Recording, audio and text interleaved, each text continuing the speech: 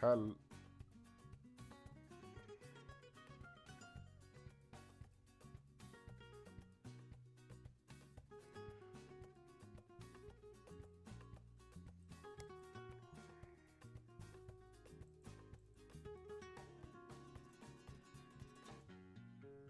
Okay. I think we're live. Hello?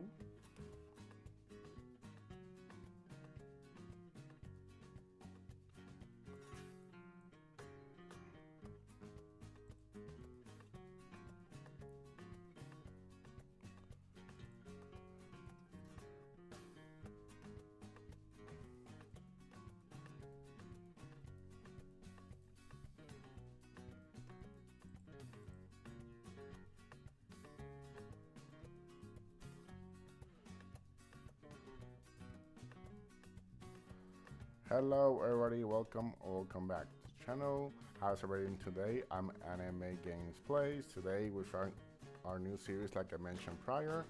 This is TCG Corner, where we'll unfolding different TCGs. This one for today is Elestrals Box Up. And we're back. It looks like we dropped there for a second.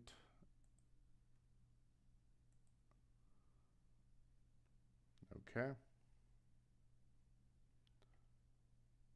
We've been live for about a minute 45, just wanted to check. It looks we're back. Okay.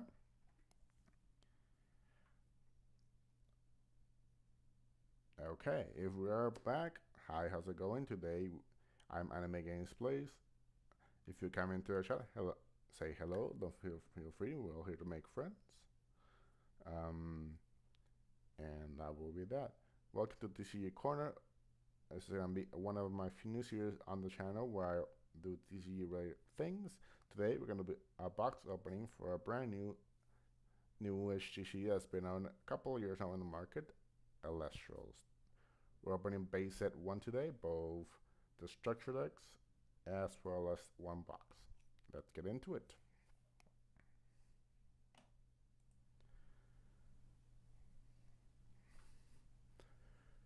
Okay, and so we are good. Let me just make sure that is reflecting on the stream.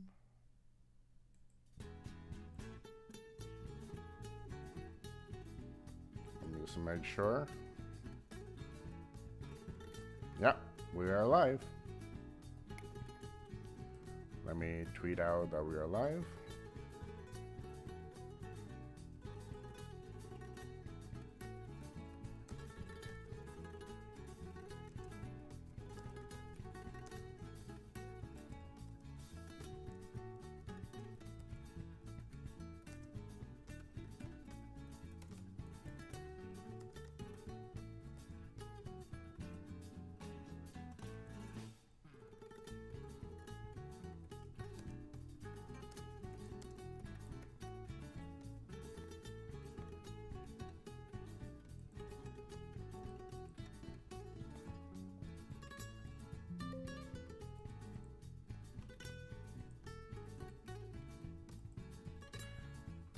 Okay.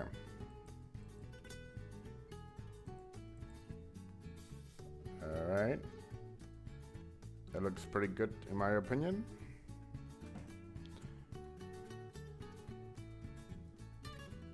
All right. All right. Looks great. Strings coming through. Hi, how's it going? These are my hands. You'll be seeing them open boxes now.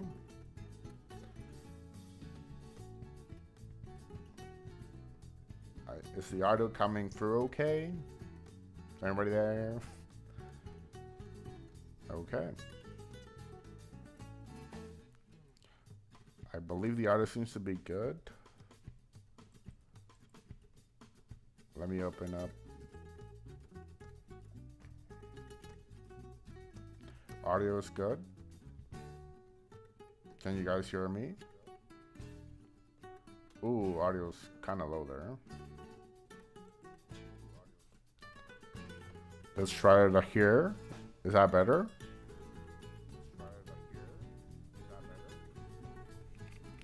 How about now?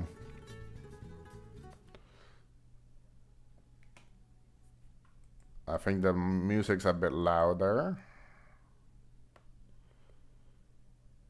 There we go. That seems better. Okay. Yeah. Okay. Good, good, good.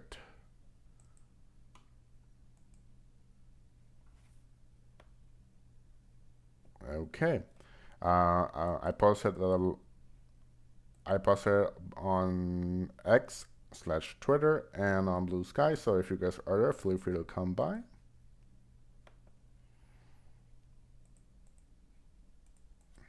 Okay. Okay. Good, good, good, good.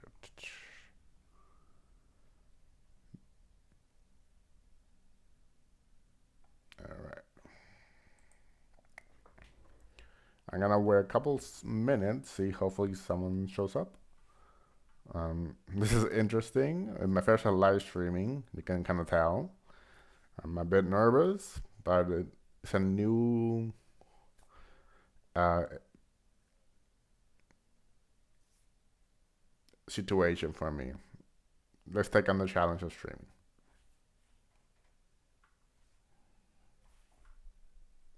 Okay, so I decided to do this stream because to kind of start off slowly, interact, and see how I do on camera. Because I will be doing more extensive streams later. That'll be other TCG stuff. It'll be most likely Elestral stuff here in the future and some Master Duels. So if you are a Yu-Gi-Oh fan, look forward to that. I have some ideas. But that's for another time. Today we're here for Elestrals box open. I'll give it 5 minutes and see if people kind of come in. If not, we'll start.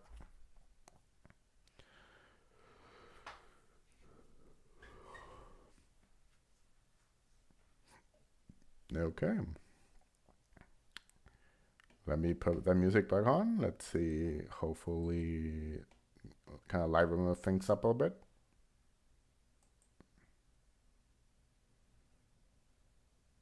By the way, all the music here, if you are interested, is from the audio library from YouTube. So, pretty jazzy vibes.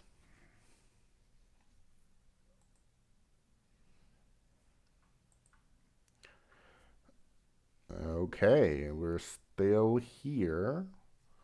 Let me go up a bit.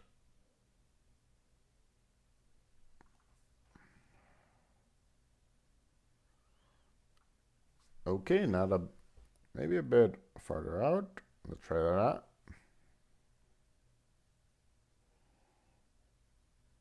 Alright, that looks pretty good. I tried to set up as close as I could to how it is set up in the box.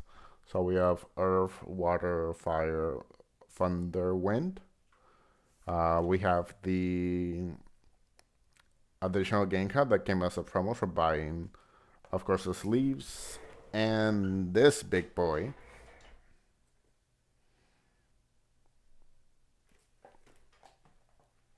Where we're putting all of our interesting pulls.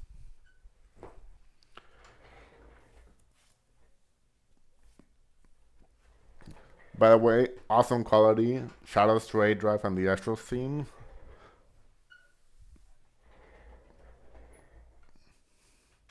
I love the art style as well. Pretty, um, pretty inspiring. I do love the community. See, it seems like a really fun community to be a part of. So I hope you guys will also let me be part of this wonderful community as we go forward in dueling and stuff like that. If you want to join us here at this community as well,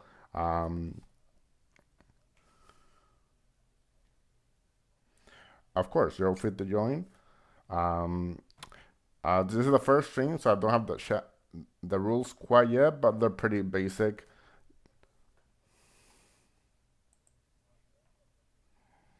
Just treat people with respect. That's all we want here. We want to be welcoming to newcomers.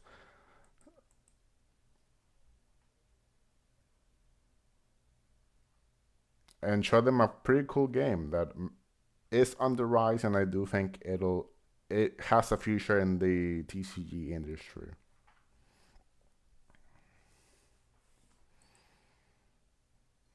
Okay. It's been about 2 minutes. Let's give it another three, like I mentioned, about 5 minutes, and then we'll start to get into the opening.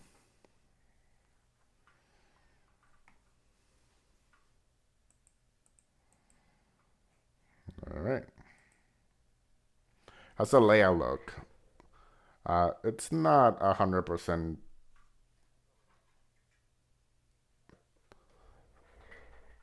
but it is my first layout. I quite enjoy making it. It was more challenging than I thought it was to be. I put a probably got a pre-made one, but I also wanted to have my own touch now. Maybe once in the future I will try to get a better source and better looking chat. But I do like the made myself look. Oh, excuse me. I bumped into my desk there. Okay. It looks like we're settings will look good though. Pretty good. If you are there, Shadow, say hi. Like like I said in the chat there.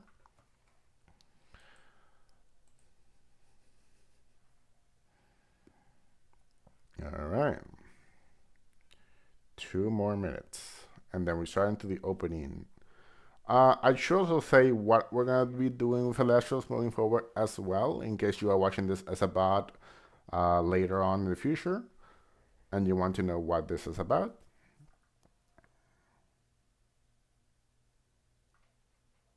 Well, um, I thought it'd be interesting to have a different type of challenge in this community.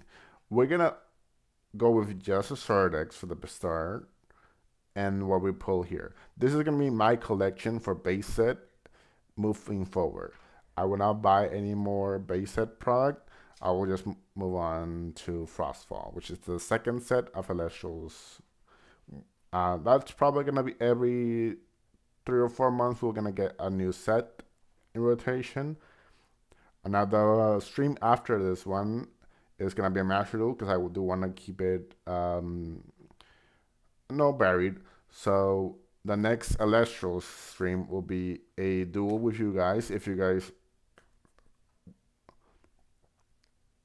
sorry, a clash for you guys,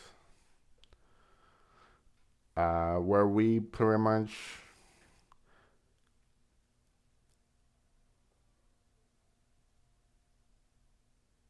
Sorry, the settings are going wrong here. Okay, we're good.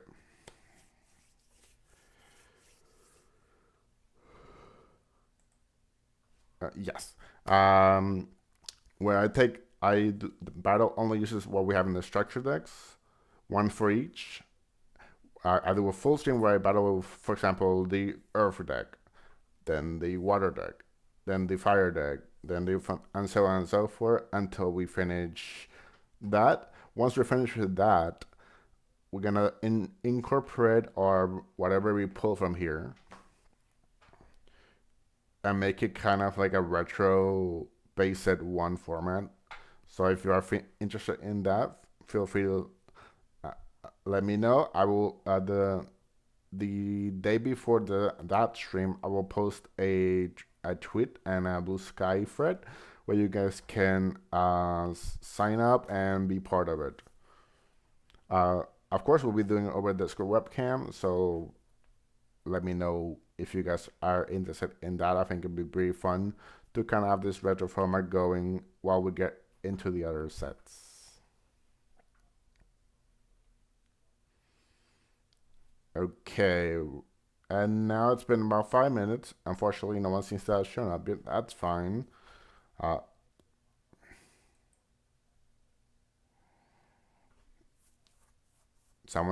we all start somewhere, so let's go. Let's start by opening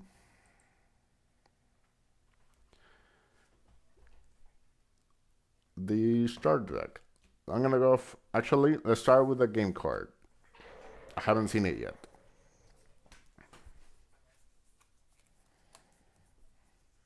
All right. Let's open that. Oh, it is sprinkled. So this is my first look hands-on with an Elestrals card. So of course, at the name at the top, the attack and defense value, the spirit type, the effect. This star, by the way, if you guys do not know, means it is a stellar. Think of stellars kind of like shiny Pokemon in Pokemon, where they have a more different color palette than they usually have. And this is the rare system. We'll get into that. I believe they're in the structure in the starter decks that we get to see what each rare means. And now I'm gonna sleeve this bad boy in one of these Terror sleeves. Ooh, I like the. Okay. And that is our first card ever, Galaxy. Okay.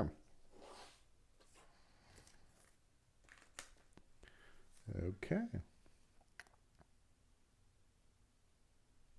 All right. I think we're gonna go in this. What order should we go with for the starter deck opening?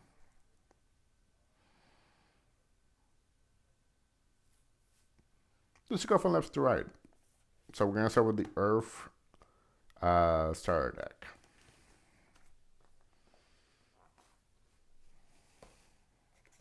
Okay. All right. Here we have the Earth starter deck. You see at the back, it gives you kind of like a little lore of about each typing.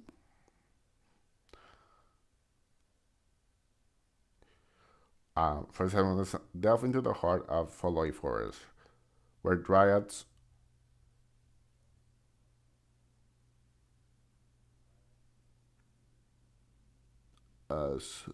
I think it's dryads. Sorry. Hold core for the meter, queen of the harvest. Only the brave and most cunning can cover the mystic potential of Sartora's charter deck, with Tectorus, September, and Equilix as your guides. None can stand before your rock solid resolve. Will the scythe of the meter will the scythe of the meter carve your path to conquest? 61 cards, and a 40 main deck, 20 spirit, which is what you need to play. If you do not know, spirits are basically your energies that you would use in other resource-based games. There's no set amount. Sorry, there's a set amount of 20s per spirit deck, but there's no amount of differentiary, so you can put whatever 20 spirits you want in there, as long as it makes your strategy obviously viable.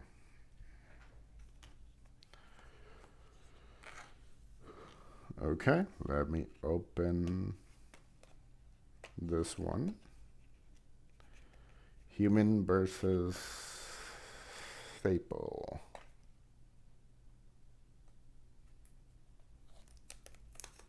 Okay, here we go. Let me put this top here, because I will be using this as storage later. So,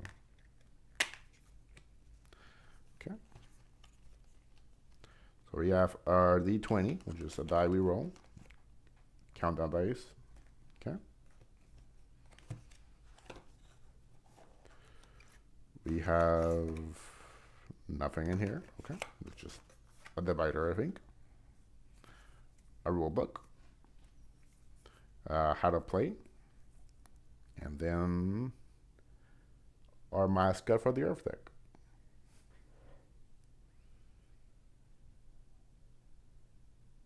Okay, pretty cool. How to play guide. Your basic standard. I do enjoy a physical one. Your zones, your spirit types, We have the name of the spirit type, the elemental symbol. Spirits start the game in your spirit deck. You can choose spirit to move to the field wherever you cast an Elestral or rune card, or to your underworld and you expend them, usually in battle. Attacking your opponent will make them expend spirits. If they run out and have to expend again, you win the duel. The clash, excuse me. Okay, here are the runes. These are basically if you know Yu-Gi-Oh! Or your spell cards or your magic cards. If you know Magic Gathering, these are your enchantments. Sorry, excuse me.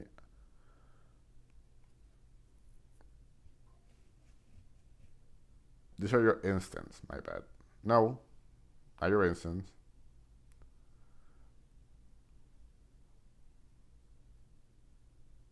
Is it instant? The one that is just basically a normal a play. You go to the graveyard. You. I think I'm saying that right. I apologize. It's a for Yu-Gi-Oh people. It is a spell card. Let's read this one. Your runes unleash magic that can strain your Elestrals, weaken others, draw cards, or even direct damage your opponent. Each has an enchantment cost, like just like Elestrals do. Some runes use this symbol, which means anything. They can be cast using any of the spirits.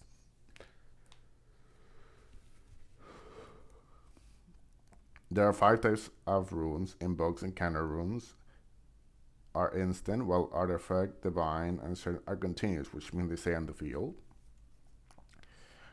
Instant runes, excuse me,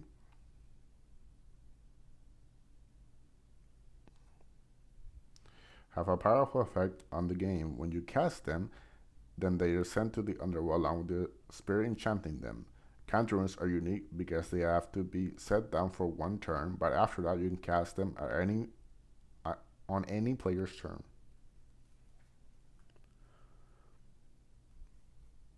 So basically, these are your spell cards and your trap cards. Basically, your normal spells and your normal traps.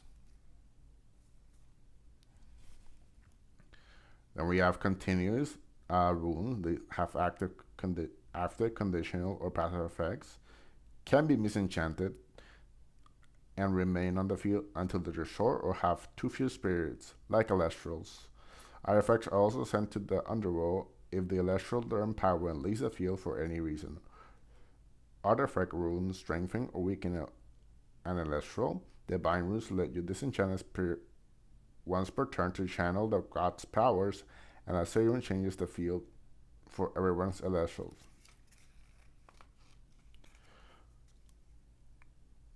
So basically, equips continuous field spells.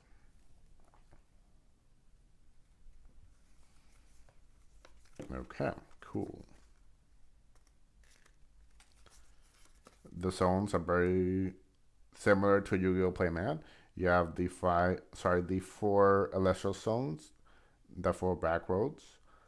The spirit deck and your main deck go in different spaces: the underworld or the graveyard, and the stadium zone. Um, for the stadium zone, it is like all Yu-Gi-Ohs where only one can be active at a time. So if you put a new one, that one leaves, or if your opponent puts a new one, that one leaves.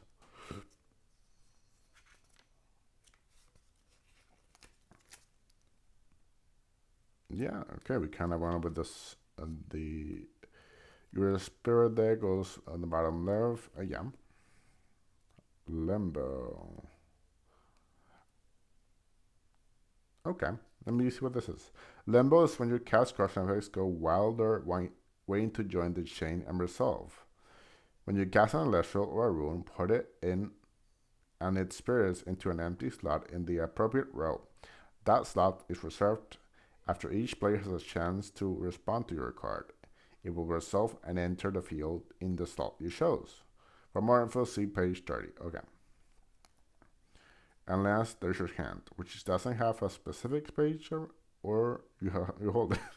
Of course, there's no limit to the number of cards in your hand, but be careful to draw too many. You lose the game if your deck runs out of cards and you have to draw again. So basically, deck out rules. There's no hand size, but there's a deck out in this game.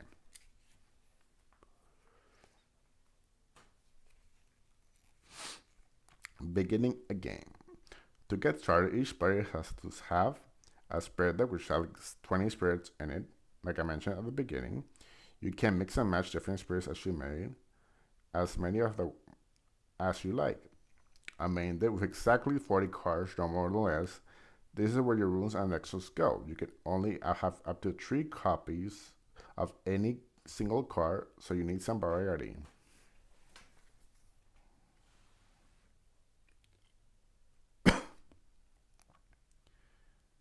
And that's it. You're allowed to look for your own spirit deck at any time, unlike your main deck. Oh, that's interesting. And you can ask your opponent how many cards are in their spirit decks left, but you never get to look for your opponent's deck, so you won't know exactly which spirit decks they have left. Once your main deck is shuffled, at the start of the game, you can't look through it anymore unless a card tells you otherwise, of course.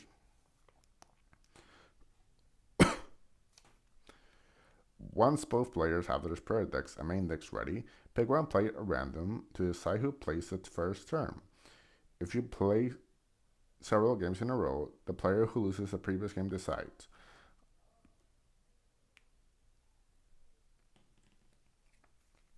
Okay, yeah, basically die roll if you want higher number wins usually, and then you get to pick who goes first or second, depending on your strategy. It's very advantage to know what your deck is trying to do.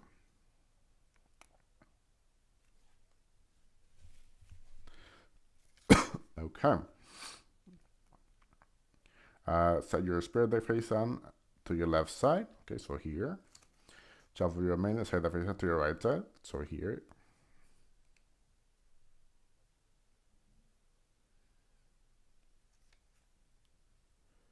Both players draw 5 cards from their main deck. If any player wants to mulligan, they can. To mulligan, a player must spend 2 spirits, then shuffle their hands into a deck. Draw a new hand of 5. Player can do this as many times as they want. The first turn begins. That player skips their draw phase and their battle phase on the first turn only, but they can still cast runes and play Elestrals. The game ends when a player's main deck is empty and they have to draw a card, or the spirit deck is empty and they have to expend a card. If it happens to their opponent, the opponent wins. You have different phases. You have a draw phase, obviously, where you draw except during the first turn. In the main, you can do any of these actions. Cast, Ascent, or Enchant an Elestral, or expend a spirit to draw a card once per turn.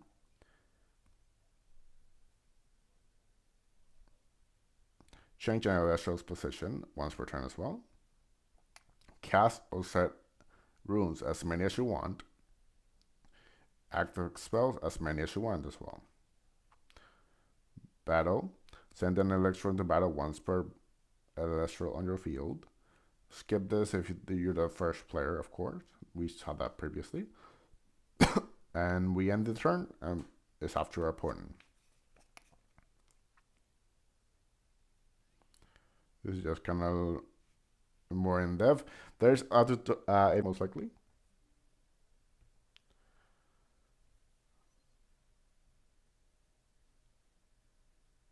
Okay.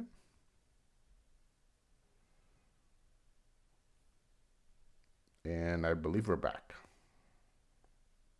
We are back. Great.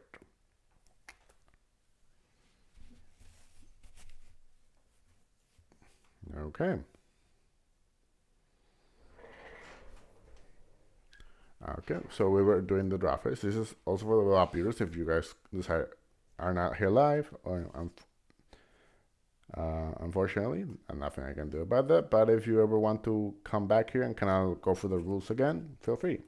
But of course, Elestral has their own tutorial where you can go watch at Elestral's YouTube channel.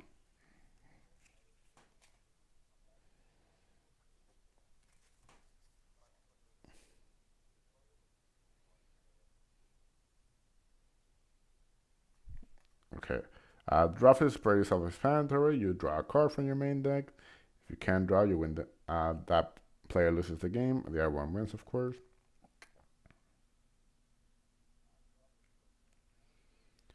Next, if a rune or Elestral on your field has an effect during your draw phase, you can activate it. You can also cast counter runes now unless they work when something happens. Your opponent can activate effects or cast counter runes at this time too. When there isn't an active chain and no player wants to, they may now begin the main phase.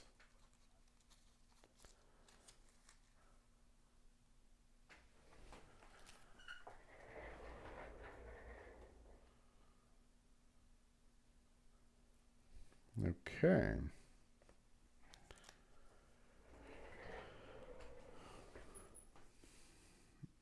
The main phase. This is the bulk of the things happen. During the main phase, you can use any of these actions in any order as long as there isn't an active chain going on. You can skip any actions you don't want to or you can't do. Spend one spirit once per turn. Pick one of these actions: normal cast, an Elestral, or normal ascent, an Elestral, or enchant a spirit to a Elestral, or expend a spirit to draw a card.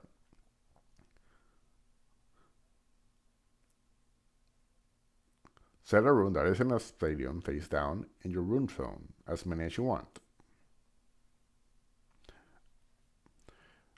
Change one of your Elestrals from attack to defense position to the opposite. Each Elestral can change once if it wasn't cast this turn, and you can change as many as you want, provided on the turn you play them.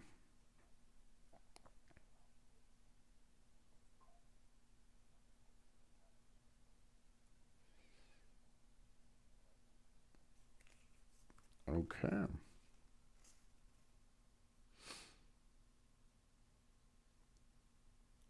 Cast a rune from your hand or a rune that's set before this turn, as many as you want to send. And remember, counter runes must be set one turn before they can activate.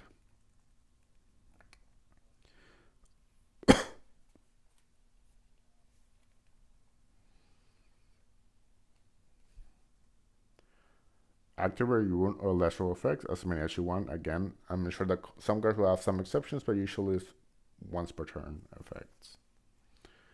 To a normal cast on Elestral, follow these steps. Reveal a spirit from your spirit deck. Reveal the Elestral in your hand that you're casting and pick attack or defense position. You can't normal cast an Elestral that requires more than one spirit, okay? So one drops are very important to get your play started.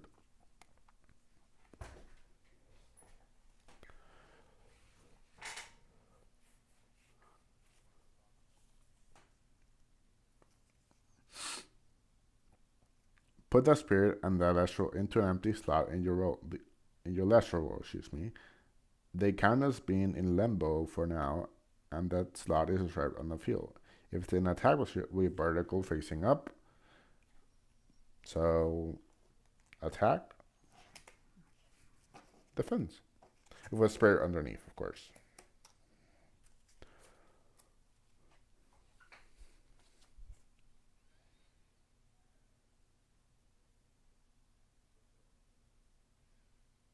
Okay. Any player can cast counter runes and form a chain. If your Elestral is negated and is sent it and its spirit to the underworld, otherwise it resolves. It enters the field, its spirit becomes attached to it, and you can activate effects that start with when you cast, including its own.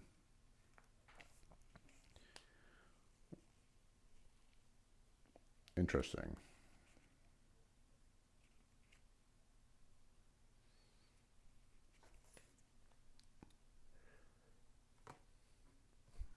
And then we have a special cast. Some effects let you special cast an Elestral even if it costs more than one spirit. It's not in your hand or it's not in your main phase. There may be they may restrict which spirits you can use or what position it's in. Follow these steps except that you reveal these spirits until it's enchantment is met. It doesn't count as your once per turn action. You can still normal cast the same turn.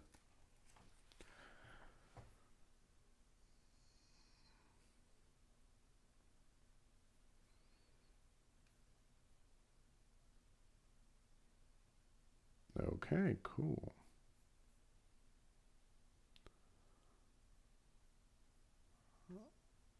Okay. Still going well. All right. Unfortunately, no one's still here. That's fine. We'll have to do what we can. Bot viewers, you're getting a full course Elestrals lesson. A bit loud.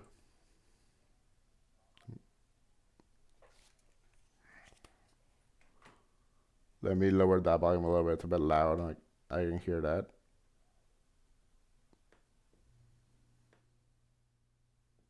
Okay.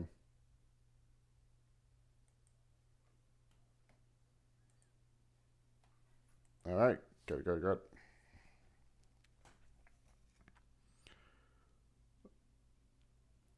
So let me read that again. I kind of got lost there for a second. Some effects let you special cast an Elestral even if it costs more than one spirit. It's not in your hand, or it's not your main phase. They may restrict which spirits you can use or what position it's in. Follow these steps except that you reveal spirits until its enchantment cost is met. This doesn't count as your once per turn action. You can still normal cast in the same turn if you meet the. Okay. Normal Ascent. Normal Ascent is basically if you play Pokemon an evolution, kind of like that, or a Digivolution if you play Digimon. To normal Ascent an Elestral, follow these steps. Reveal a spirit from your spirit deck and choose as many spirit enchanting your Elestral as you want. Choose the Elestral that's ascending, reveal the extra in your hand that you ascend into, and pick a target transition as if you were normal casting. Send the Elestral Send the ascending Elestral from the field to the underworld, put it spirits plus the spirit you chose in step 1 under the ascension in the same slot. Those cards are in limbo now as well, which means they can be responded to. Any player can cast counter runes and add to the current chain. If your Elestral is negated, send it and its spirits to the underworld. Otherwise, it resolves and enters the field. You can activate when you cast or when you ascend effects now as well.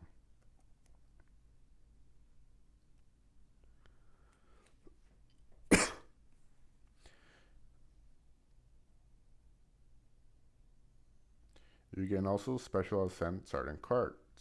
That works like special casting does, except if the new Elestral needs any extra spirit after a first one from your spirit, they have to come from your field or the Elestral that you're ascending from. Okay, that's an interesting one.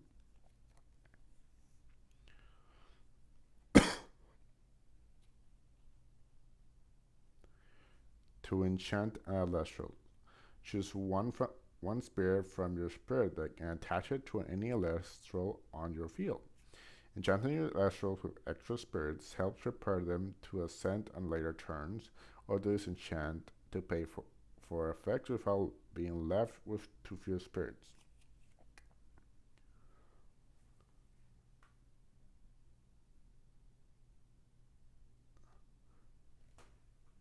Okay. To draw a card.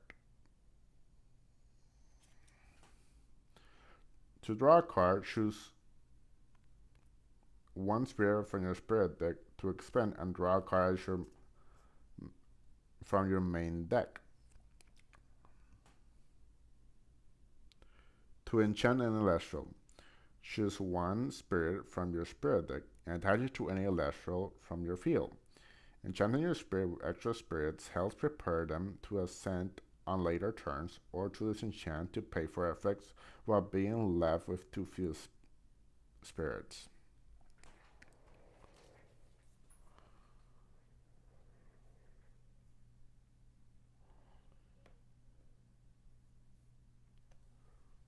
Okay, it's a bit loud. I'm going to turn off the music a little bit. Okay. Set a non-stadium room, place it face down in your room row. Don't enchant it with any spirits yet.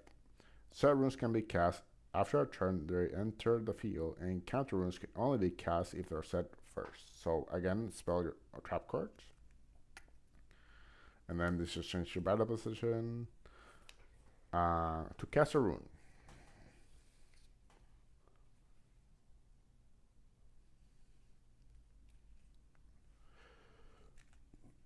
Okay. Choose exactly enough spirits to meet its cost. If you're in your spirit deck, reveal them. If you're casting an invoke or counter rune, you can also choose from your spirit deck that enchanted any cards on your field. Okay.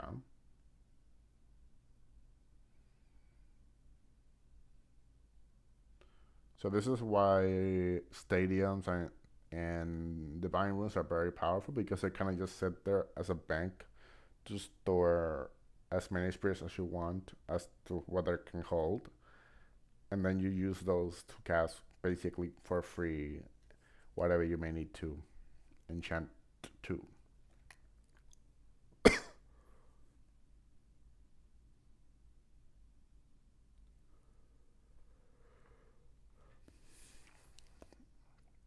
If that rune is set, turn it face up and add those spirits to its slot. If that rune is a stadium, send your currently enchanted stadium, if any, to the underworld. Then put the rune you're casting into your stadium slot with those spirits. Otherwise, reveal it from your whenever it's being cast from it and put it into an open slot in your rune row along with those spirits.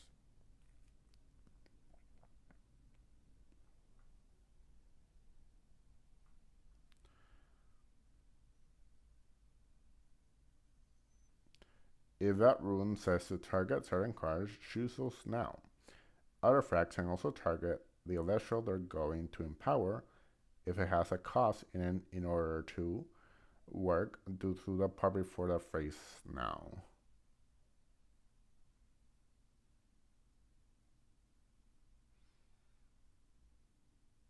Okay. Any player can cast counter runes and add to the current chain. If your chain isn't negated, it results. For instance runes, you follow the instructions. Then they send them to your underworld. For continuous runes, they enter the field.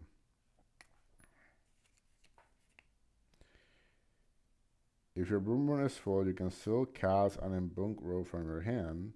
When you choose spirits in step 1, also choose an existing rune to send to the underworld so the Embunk rune can take its lot.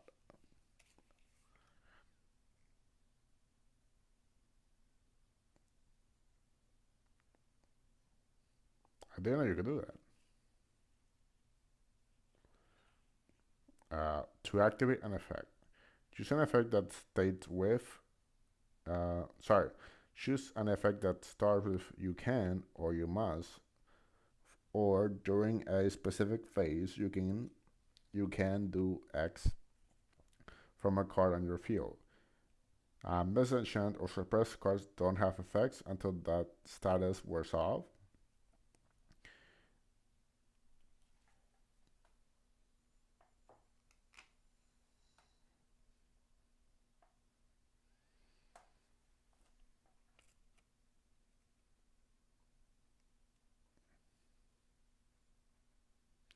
If the effect targets a card, choose that target now.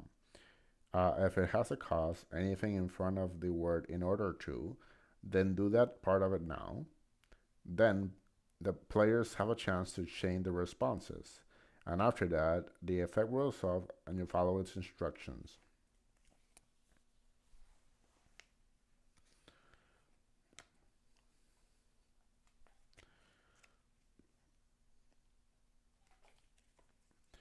If you if you activate an effect and then you chain chained effect sorry, if you activate an effect and then a chained effect negates it, your action and any costs you paid are spent, but it doesn't resolve. Usually an effect can only be activated once per turn, but you can try again on a later turn. If chain response makes part or all of your effect implies a result, like if a target isn't on the field anymore, it partially resolves and does whatever it can. Once an effect is activated, it separates from the Elestral or rune it came from. Destroying, suppressing, or making that card misenchant won't stop the effect from resolving. Only negated can do this. Okay. And this is the battle phase.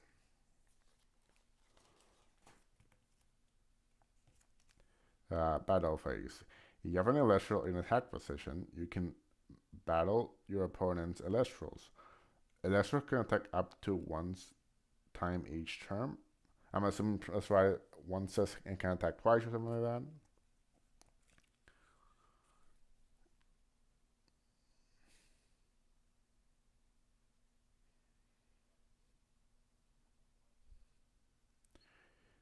Choose which Electros is attacking and which of your opponent's Elestrals is being attacked. They have none. You attack the Spirit deck. Effects when blank Elestrals declares an attack, activate, and players can form chains. If the attack isn't legal anymore, like if the attacker changed position or either Elestrals left the field, you can declare a new attack or do something else otherwise. So redeclare basically. I believe that's what that technical term is.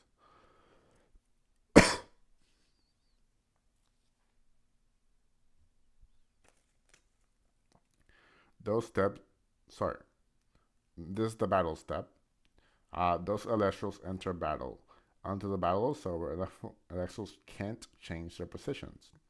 Effects when an Elestral enters battle with activate and players can form chains.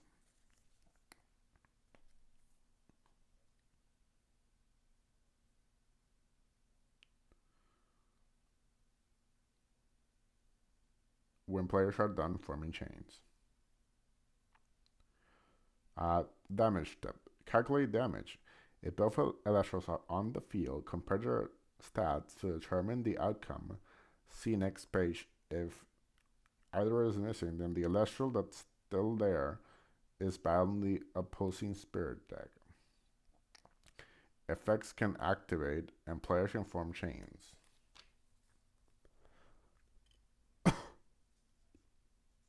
And then attack and defense. These are your very basic Yu-Gi-Oh rules. Attack, um, attack. You deal damage equal in difference to the spirit count. Uh, you attack a defense, it doesn't do anything unless it has piercing. That's my understanding of it. Okay. And then the end phase, this is where everything ends pretty much. Um, end phase, if any effects last until the end phase, it wears off now. Some runes and Elestral have effects that can only activate during the end phase. You can activate those now, or cast counter runes, or both. Your opponent must also activate effects or cast. Sorry, your opponent might also activate effects or cast counter runes, or both.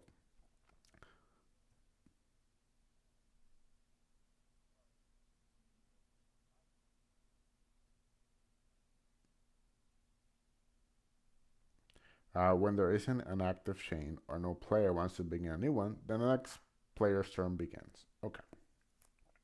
Next, so this is the Electrals mechanic.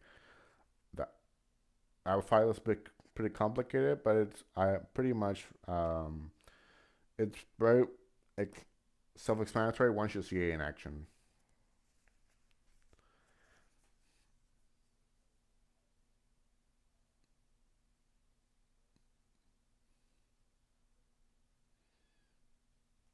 I'll try to explain that with maybe a demonstration later on if you guys are interested in that. Bot viewers, if you are here, and if maybe there's someone around, if you are, hi.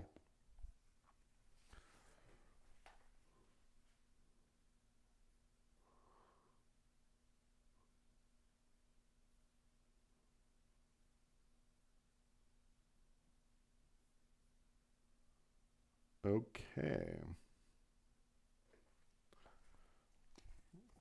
Nexus. You can nexus, for the example, it says you can accept up to 2 water. When you do, draw a card for each water the card receives this way.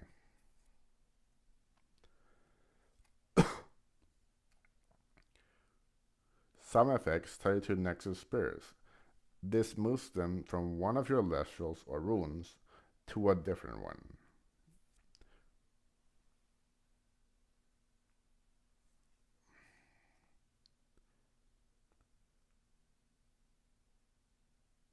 Nexus instructions always tell you how many and sometimes what kind of spirits you can move. First, pick an Elestral or rune on your field and which spirits you're taking from it. You can choose set cards, of course, or you can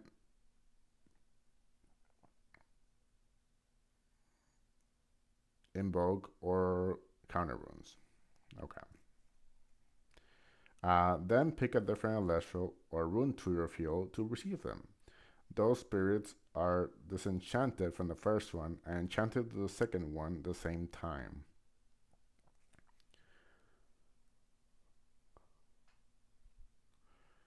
If either card can receive spirits, can nexus, or is in the field anymore, then nothing happens.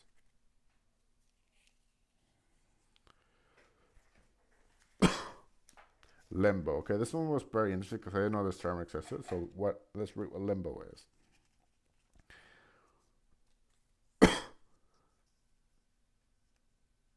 Limbo, when a player casts a card or effects, and sorry, when a player casts a card or activates an effect, it goes into limbo. So other players have a chance to respond. This forms a chain. Oh, okay, so it's just the chaining mechanism.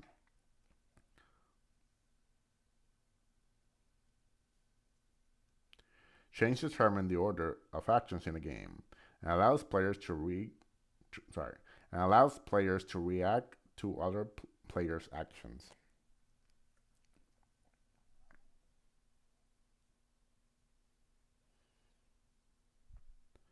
If there is a current chain, the turn player can start one by casting a rune or Elestral, or activating the effect of one of the cards. Follow the steps on the appropriate page 21 to 25. Then each player can chain any number of responses. Usually those will be counter runes, but sometimes a conditional effect might apply. Each response is added as a new chain linked above the prior one.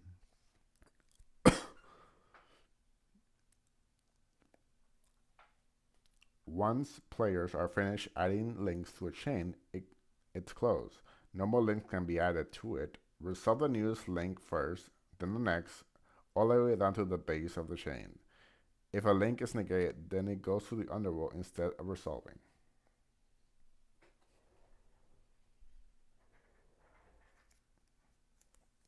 Sometimes an action during a closed change will meet a rune or Elestral's condition effect. When that happens, its control adds that effect to limbo, but it doesn't go on the chain yet.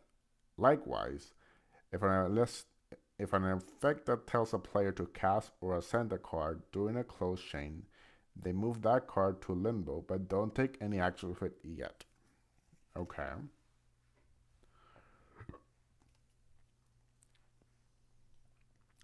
When a chain finishes resolving, check if any cards have have too few enchanting spirits, or if any artifacts are empowering an Elestral. Those cards are sent to the underworld.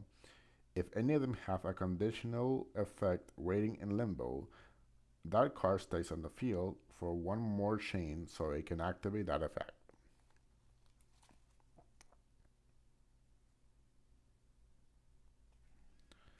Okay.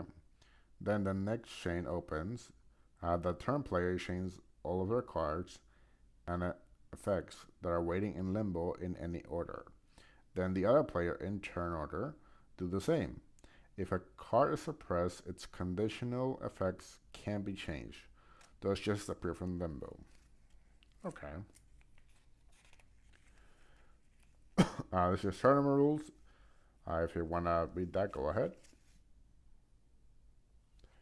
I don't know if you can read that.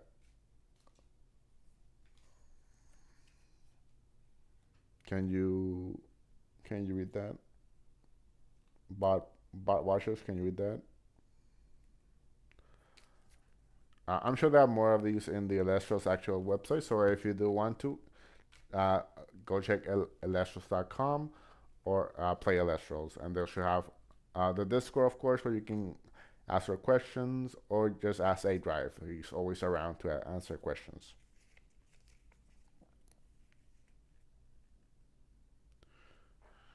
Okay, here are some advanced rules. Let's read these. They may be important for us later. What if a card's effects contradicts a rule in this guide? If a card ever directly conflicts with the rules, then the card usually wins. Follow the rules for as much as possible, but follow the card's instructions whenever they disagree. If some cases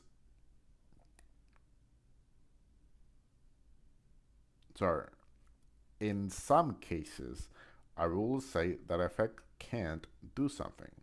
Those rules are exceptions and they win no matter what.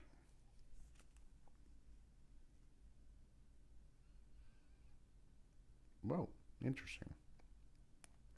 If a player says, I choose up to a certain number, what can I choose?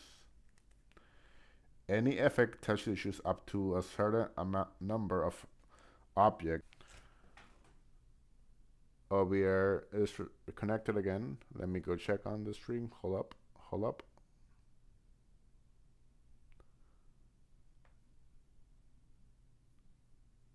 Let me try that again. Let me make sure it looks good. Apologies. This is my first stream, so I have to at least check for your bot viewers that it looks good. And you can come back and look at this at any time. Okay. Let me.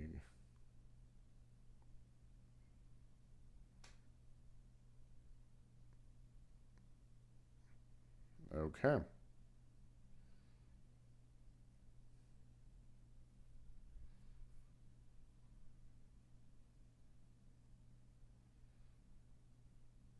All right. If anybody's there, of course, feel free to say hi. If you saw that tweet, of course, feel free to say hi or tweet me there as well. Blue Sky audience, you as well. Okay.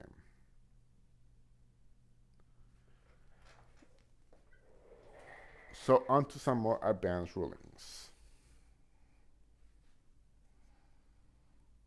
We were doing the up to clause.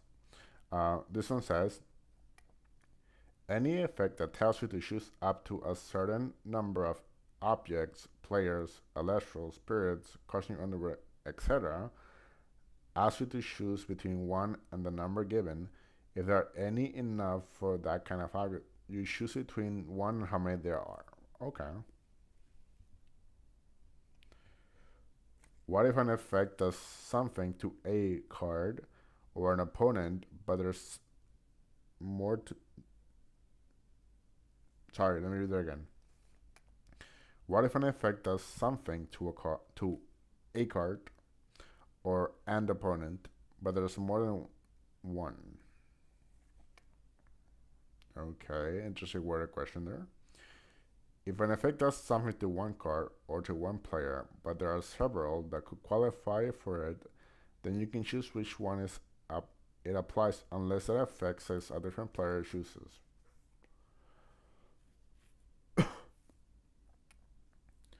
What's the difference between an action being impossible versus negated?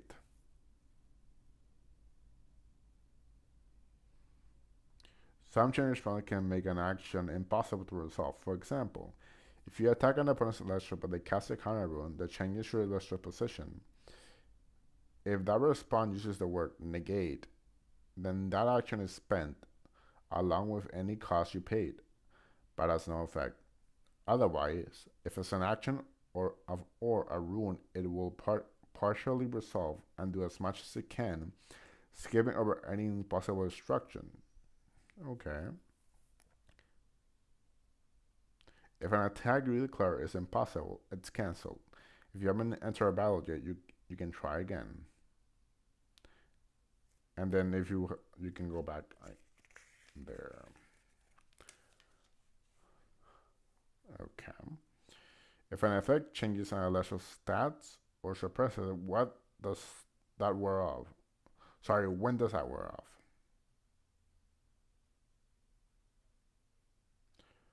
Usually, effects will tell you what the duration is. Until the end phase is the most common. If an effect doesn't give a duration, then it works as long as the card with that effect is enchanted, or forever if that card is involved, is an invoked or kind of rune. If a card goes to your graveyard deck hand after a card starts applying to it, this effect stops applying to it.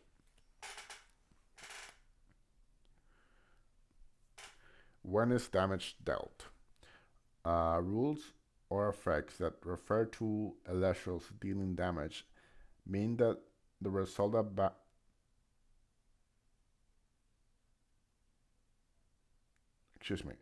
mean the results that happen when an Elestral reaches the end of battle. If it's damaging another Elestral, that means trying to destroy it after comparing stats. If it's damaging a spirit deck, that means making a player expend spirits. Do I lose the game if there's 0 cards in my deck? They kind of explained this before, but this one says, you haven't lost yet. It's okay to have 0 cards in either of your decks. You only lose if you have to draw from an empty main deck or expend from an empty spirit deck. If you had 0 cards but you can win for drawing or expending, then your victory might be yours.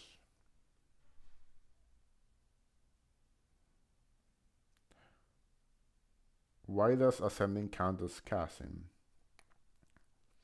Ascending into an Elestral uses almost the exact process as casting an Elestral, except that you have to send an already enchanted Elestral to the underworld and reuse spirits, so you can siphon spirits from other enchanted cards. This counts as a variant on casting that card, so that conditional effects when you can, it will still activate when this happens. Otherwise, some cards would have effects that don't make any sense.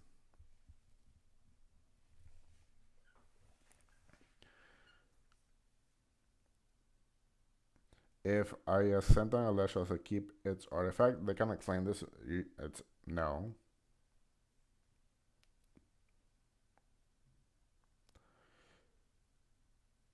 Can artifacts empower my opponent's Elestrals? Yeah, they kind of mentioned this in the in artifacts. Okay. What happens when a card is suppressed? When a card is suppressed, its effect is treated like it doesn't exist. If it has any passive effects, they stop applying immediately, and you can't activate or conditional effects. Note that if an active effect is on the chain before its card is suppressed, it will resolve like normal. Some passive effects that require a choice when they start applying. If their effect is suppressed for a while and comes back later, that choice stays the same. You don't make a new choice. Cards also lose their effects if they are enchanted, which is a status caused by the rules rather than by other effects. Can Elestral have more than one effect? Some Elestral have more than one sentence in their effect. Usually, the extra sentence will add to it or change how the first sentence works with the phrases if you do or this effect can to clarify, or they possibly complete, or they could be a completely separate active, conditional, or passive effect instead.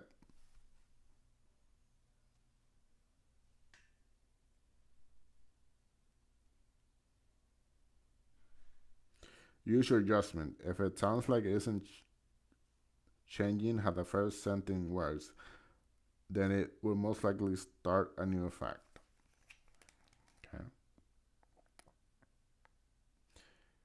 What if multiple effects activate or multiple cards are cast at the same time?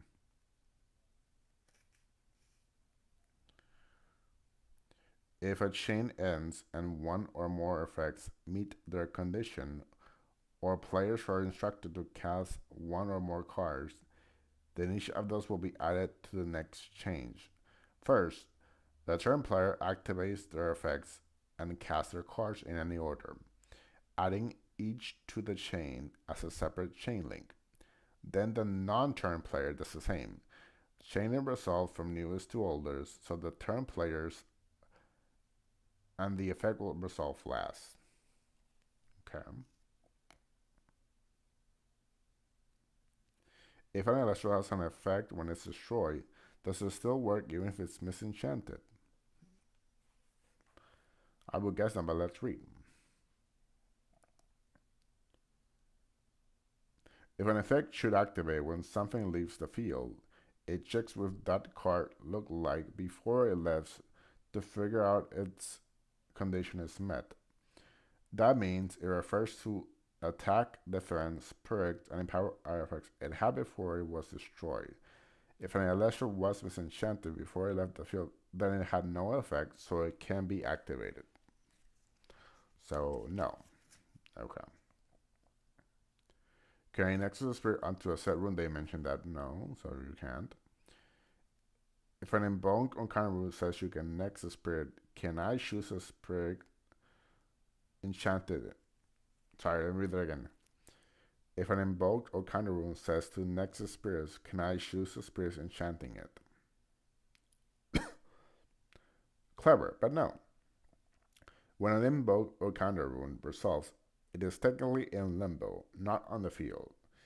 Even though it's reserving a slot, you can't nexus spirits to or from cards unless they're on the field.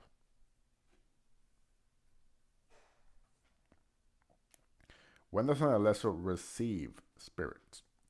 Elestrals receive spirits when you cast them, ascend into them, nexus spirits onto them, or enchant them during your main phase, or because an effect says to do so. Most effects activate when an Elestral receives one or more spirits. If several spirits enchant a card at the same time, such as during a nexus, those effects would only activate once. They can activate again in the same turn if it receives spirits during another action. Interesting. If a card changes my Elestral's position, can I still change it in my main phase?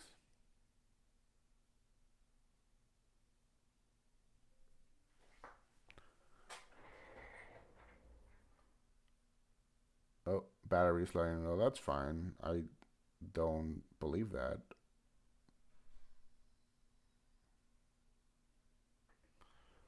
Okay, give me a sec.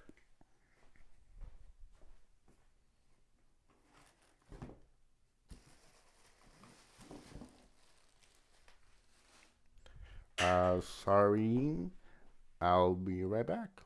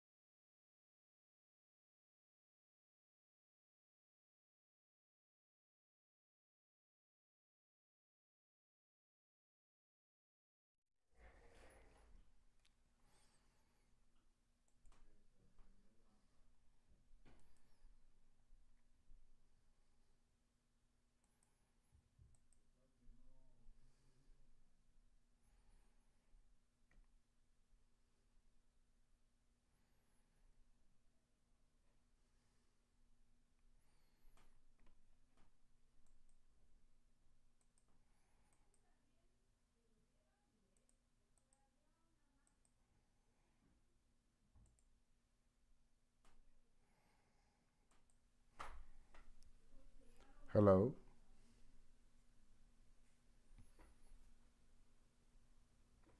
Okay, it does work. Just making sure.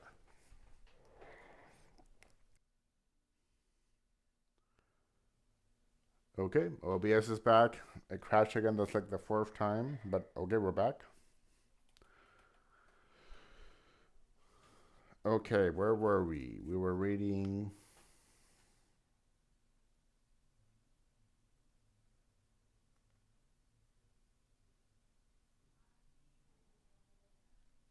I think we're doing Nexus.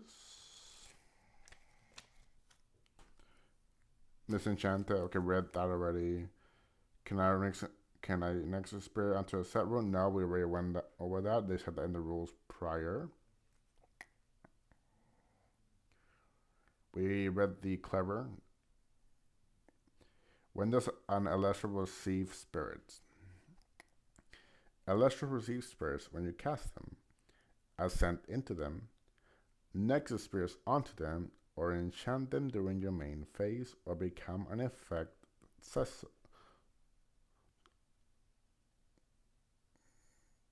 or because an effect says so.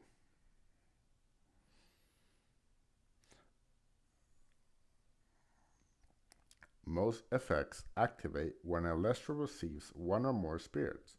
If several spirits enchant a card at the same time, such as during a nexus, those effects will only activate once. They can activate again in the same turn if it receives spirits during another action.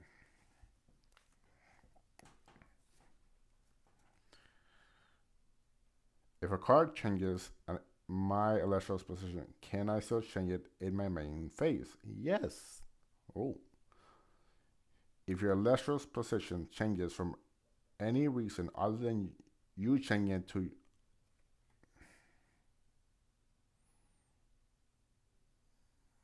once per turn in your main phase, you are still allowed to change its position as long as it wasn't cast this turn. If it was cast this turn, you can change it, but cards and effects still could. So watch out for that.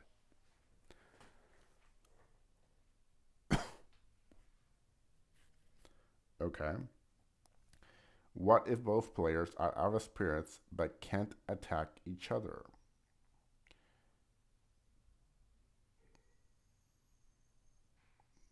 Huh? Okay. If both players agree that they don't have any way of forcing the other to spend spirits, then they count as many cards in their main deck. The player with the fewest card loses the game. If they're tied, the next player to draw a card loses.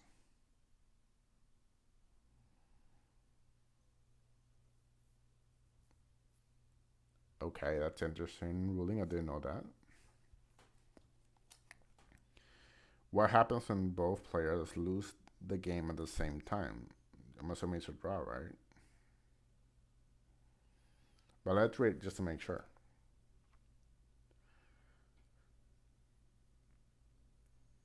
If both players have to expend a spirit they don't have or draw a card they don't have at the same time, then the game is a draw. This doesn't happen often, but can be a result of certain effects and artifact combinations during battle. If one player is going to lose the game, but a chained card or effect causes their opponent to lose the game, the chain effect happens first, so it's not a draw. So watch out for that.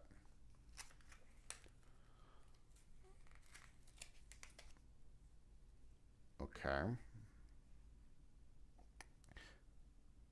Can I activate an effect even if there's no cards it can target?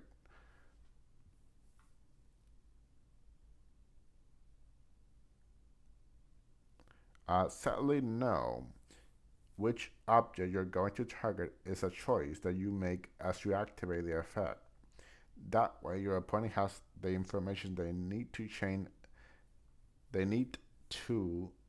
an appropriate response. Makes sense? You can't cast a rune or activate an effect that needs a target unless you pick one now.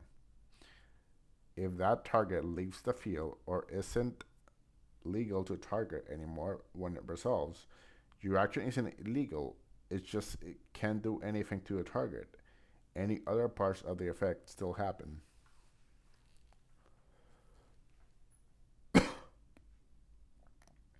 If an effect doesn't use the word target in its, then it's okay to activate even if part or all the effect, excuse me, sorry.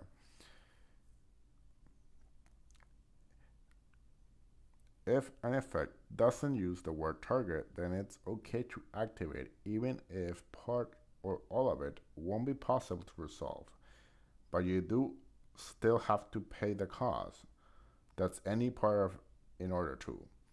For example, you can cast Golden Guard of Discord as long as you discard a card, even if the opponent you choose doesn't have any cards to discard, they still send 2 cards from their deck to their underworld. Okay.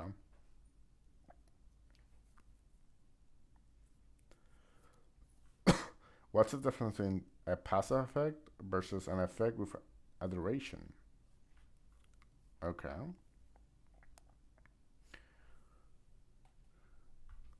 Some active or conditional effects do something until an event happens, or as long as a condition is true.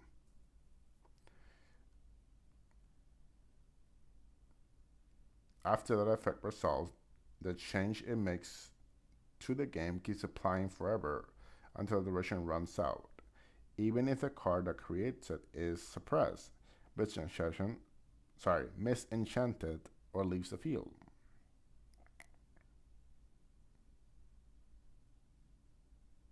If the duration is already over before the effect resolves, then it doesn't start applying at all.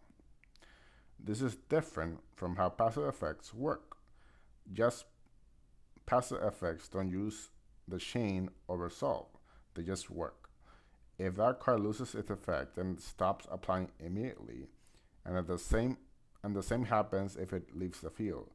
When it stops being suppressed or misenchanted, its effects start applying again.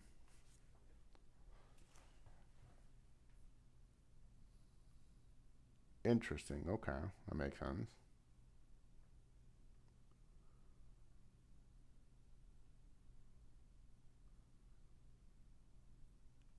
Okay, and then the next one.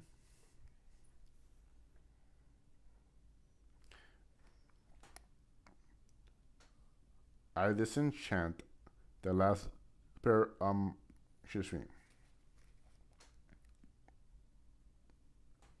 Sorry, hiccup there. I disenchanted the last spirit on my Elestral to activate its effect. It still resolves, right? Yep.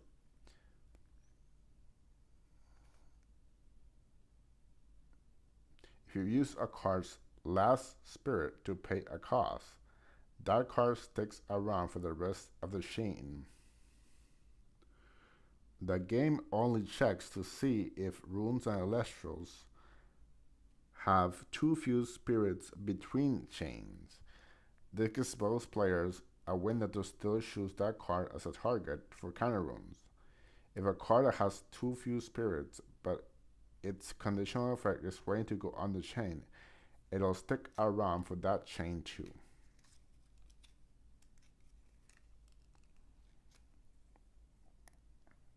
How does taking control of an opponent's Elestral work? Okay, let's read this one. This one may be important. One card, Carry On, lets you take control of an opponent's Elestral. When that happens, move that Elestral and the spirit enchanting it to an open slot in your Elestral roll. You can't take control of something if you don't have an open slot. It counts as your Elestral until you lose control of it, and it's the same position and has the same artifacts empowering as before. If it's your turn, the new condition is positioned unless it was Caster's turn. You can attack with it, use it to ascend, or use its spirits to fuel an invoke or counter rune. If that Elestral or spirits will go to your deck,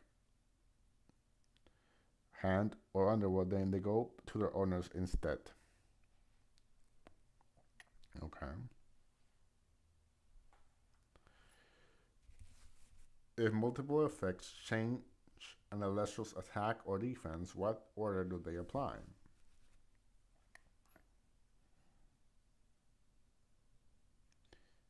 If one Elestral has several effects attempting to change its stats, they apply in this order.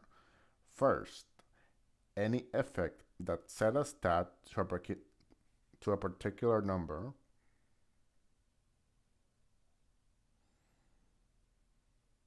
Second, any effect that increases or decreases a stat.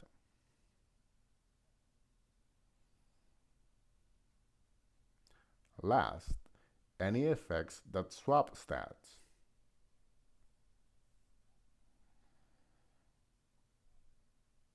So it's set number, increase, decrease, swap.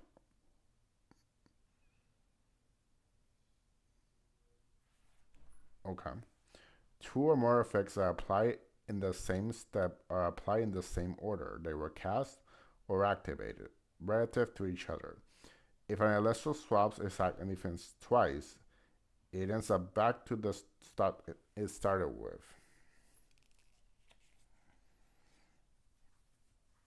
Okay, and here are the rarities. This is what we're gonna read for the main box opening. So this means common. So broken means common. Triangle means uncommon. Rare means triangle with a dot in the middle. And stellar is this one.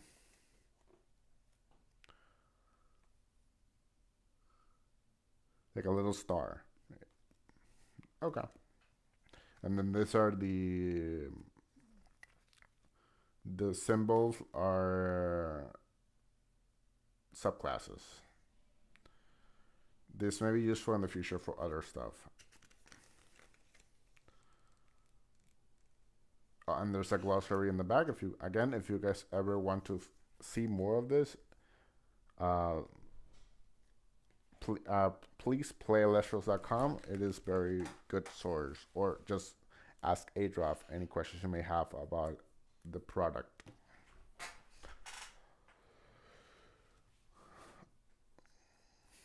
Okay.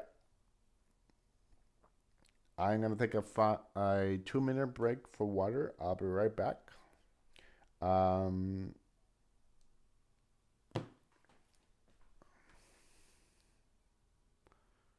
BRB. And then we'll start with our first starter deck.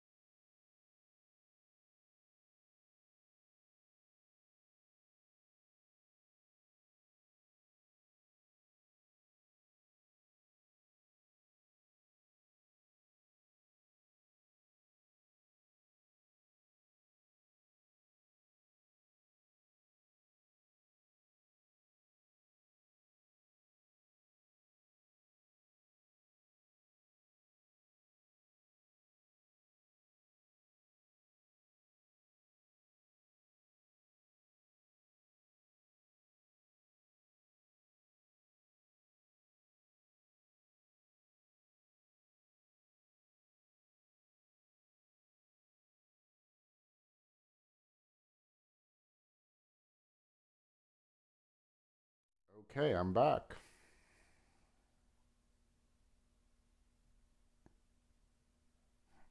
Good. Okay. Let's put on some music so we have a little bit of background.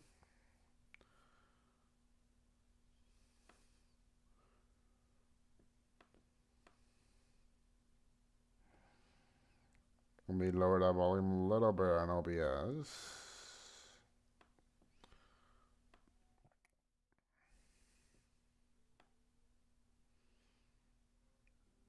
Okay.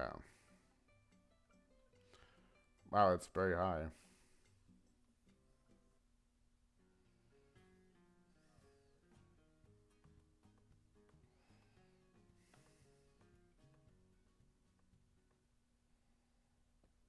Okay, that seems better. Okay. Okay. Okay. This is the scene Tarver Shard deck.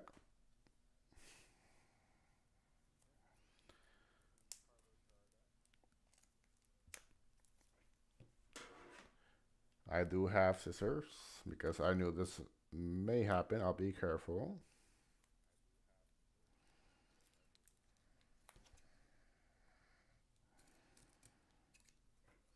Okay. Let's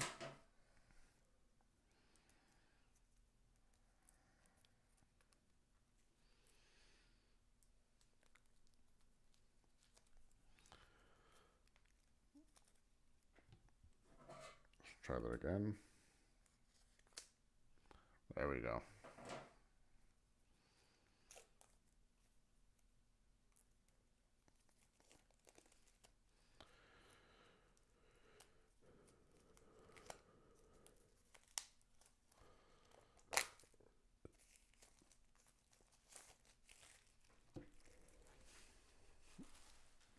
Okay. I'm holding a fake pack of Elestrals cards now.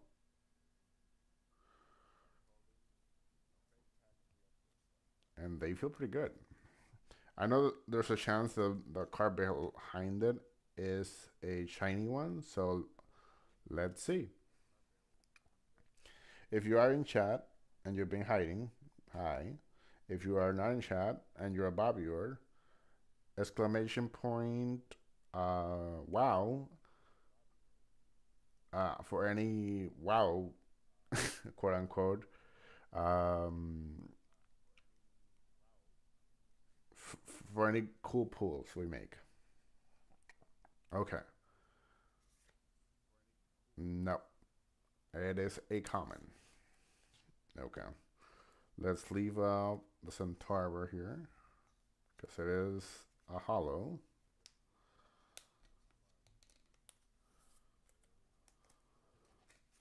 This is a rare, I believe.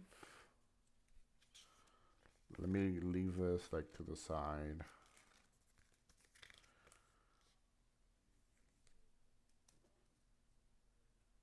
It is a rare. That symbol is a rare. For any newcomers as well. Feel free to pause here and kind of look at the symbols.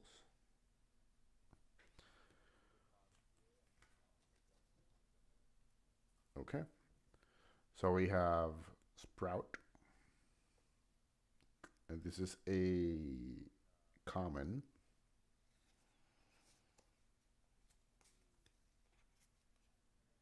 Okay.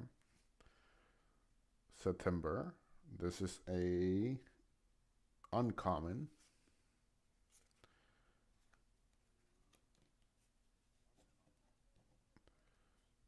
Spinif. Two more uncommons. Spinosect. Two of them. This is a rare, but not hollow.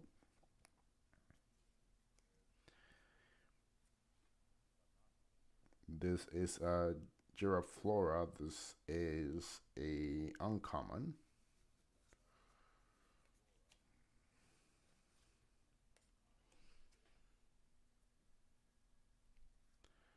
Equalings, a rare, non-common, but I heard this is one of the best cards in the game. We have 2 rare copies of that. Tectors, another rare. 2 of that. Remedium, this is a common. So those are the Earth. This is an uncommon Pegas. Sorry, a common Pegas. Wind. Aeromare. 2 rares for Aeromare. Boombat. I'm gonna put like Earth, Wind, Electric. Actually, I'm gonna put Earth, Wind, Electric. And the Boombats are uncommon. This is uncommon. I apologize. This is a rare Nectar of the Gods. Let's put the colorless like here. These are also Ambrosia. This is probably the best card in the game. That is Ambrosia. There's also a rare. Circle of the Sky. This is also a rare. The Meter, another rare. These are the Divine Runes. That this little like crab symbol here, that means divine. Oh, let me actually.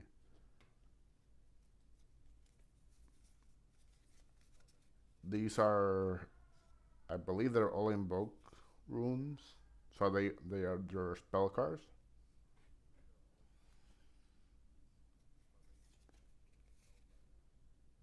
Yeah. Okay. These are your stadium. This uncommon.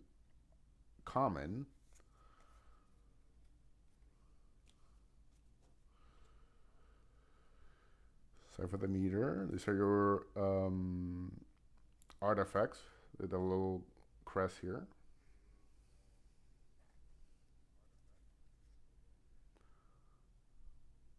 If you can see it correctly, this means artifact. Usually it will just be a picture of the artifact as well, so another way to kind of know where it is. Earthquake.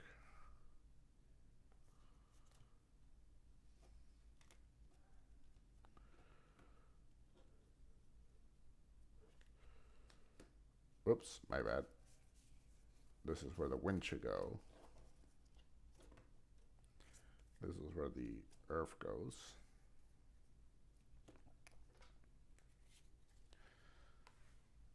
This is a uncommon earthquake. There's 2 of them.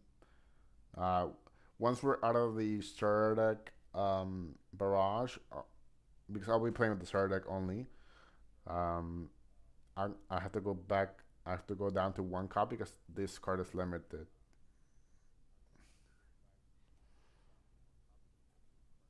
Unless you guys want to do it differently, we could do it banlist by banlist up to where base set 1 ended.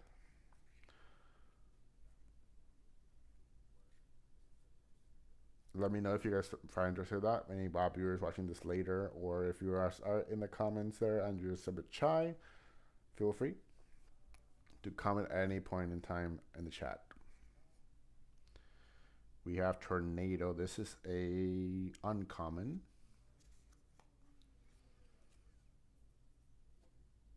These are also invokes again.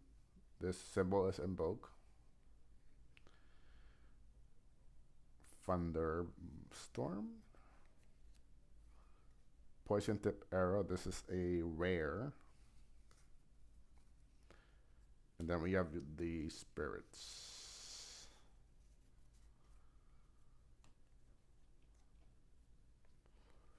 This is the wind spirit. Licorice, and this is a Scepter.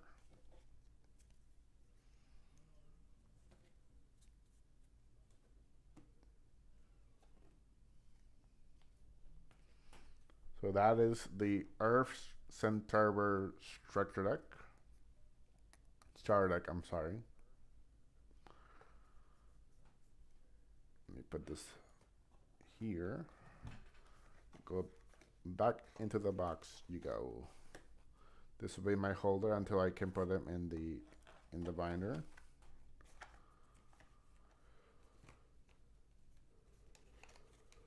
Maybe like, all right. And I'm right here gonna put all the shiny ones. Okay, the next is water. This is the Majesty deck. Command the endless power of the oceans and sink your opponent into the depths with the Majesty Shard deck. Rise like a tsunami to crash against the competition. Rediscover the glory of Atlantis alongside Krakatuga, Globby, and Oysterist. The Trident percent is in your grasp. Can you conquer their tides? And again, the same thing that came with the. So we're gonna get another die, and a 40 deck, and a 20 spirit deck.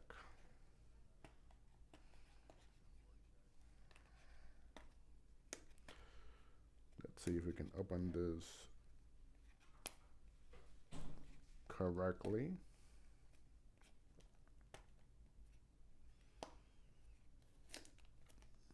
Okay.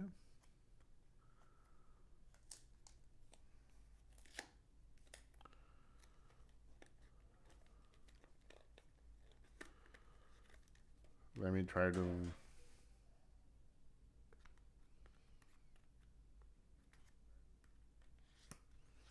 open that. Okay.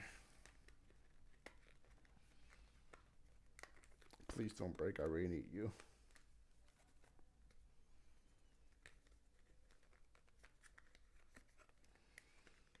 To hold the cards. Okay, there we go. We have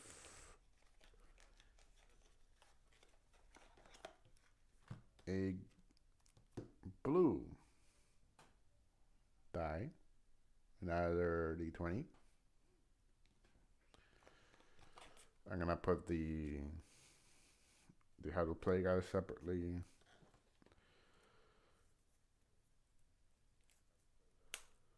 Wait, where was the?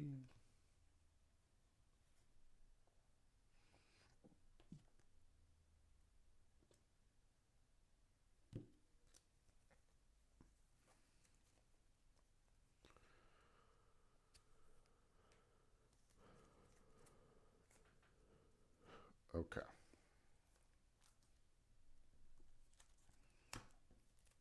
Let me open this.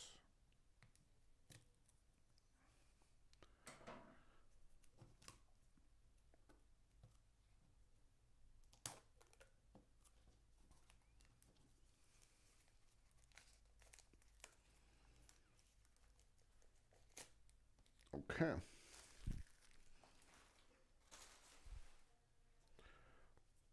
This is a how to play.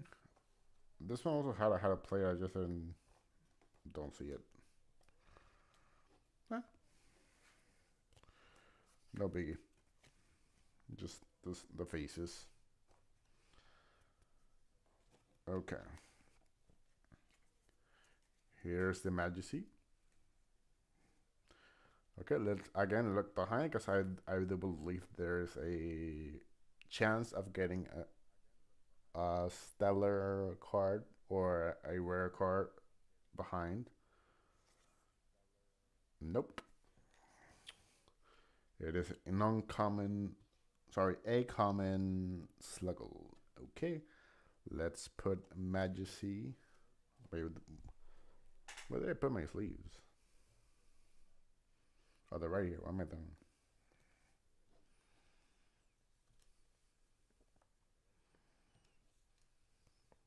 Okay.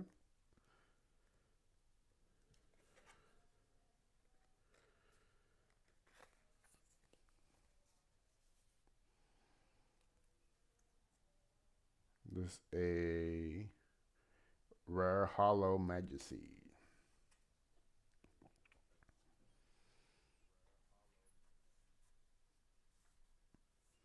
Okay.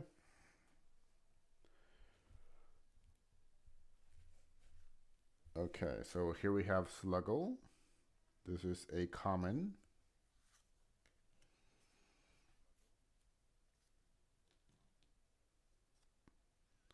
A Globby. This is a uncommon.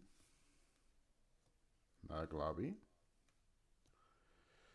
Small Tuga. This is also a common.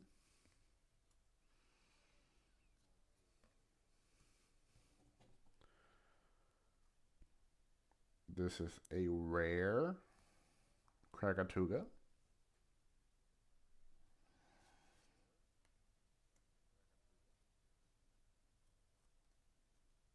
Two of them. This is a uncommon Foamy. Two of those. This is a rare Apheros. Two of those as well. This is a common Oysters. Two of those.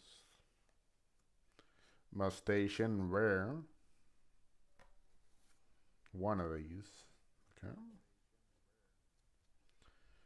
This is a uncommon Galaxy. This is the non-hollow Galaxy.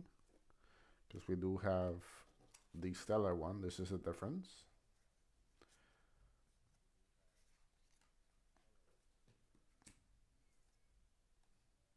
Like stellar Galaxy. Non-stellar.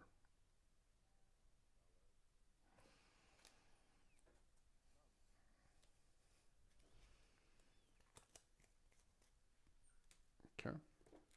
Then we have the fire portion. That makes sense because we did see the Krakatoa here.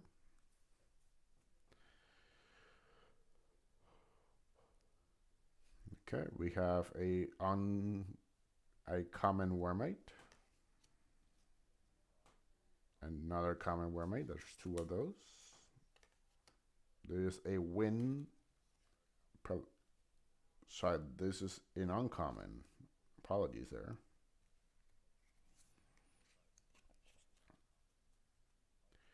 This is a Nectar of the Gods.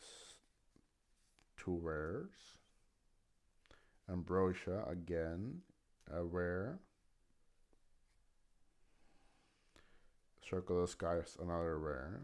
This is the Divine Rune, again, that's a divine symbol.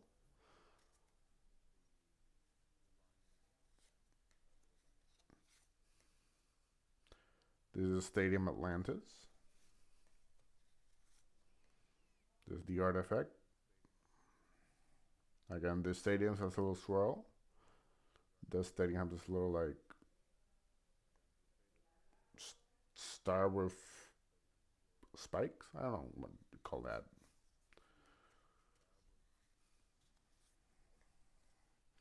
This is a counter one. This little symbol means counter. So this is your trap cards basically if you would play Yu-Gi-Oh!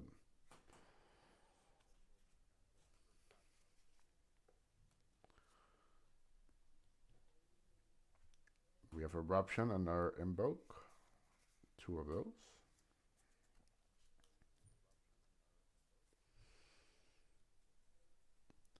We have Tornado. This is. Oh, I forgot to say it. Sorry. This is a uncommon, uncommon, uncommon.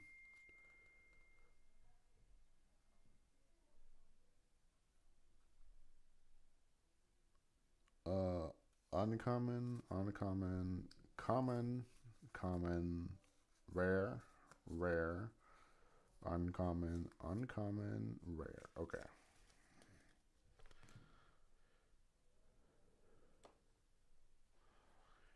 This one's a uncommon Tornado. There's another counter. So this is a trap card, basically, if you go terms. Shield of Achilles is a... This is a uncommon. Uncommon again, 2 of them. Here are your spirits. Obviously, these just come in 1 shade, unless we get some shiny ones in there.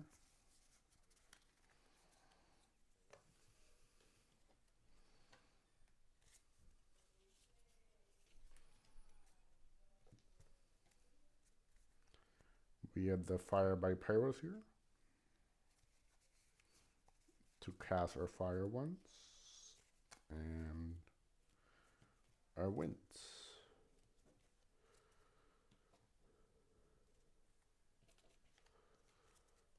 So that was the Majesty's Water Sword deck.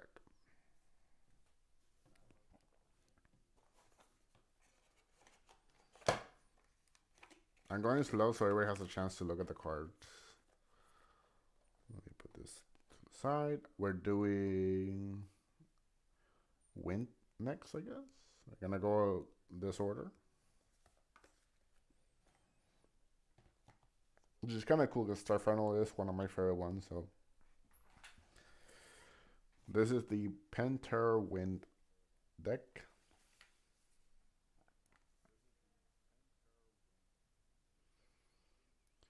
Let's read the description in the back as we did with the previous one.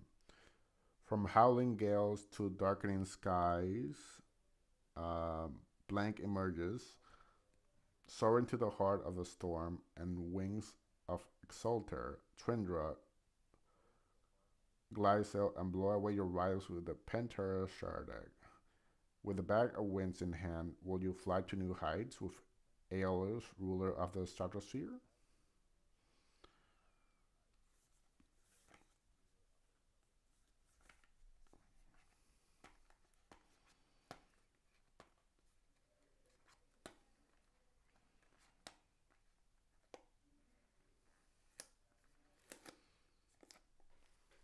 Okay.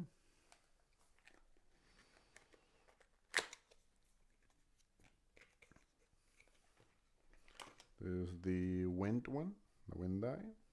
Lighter blue. Okay.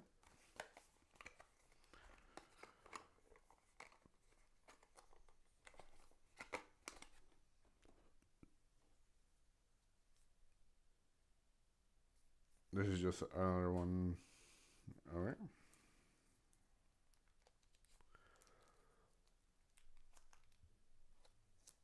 Ooh, this have current a little bit.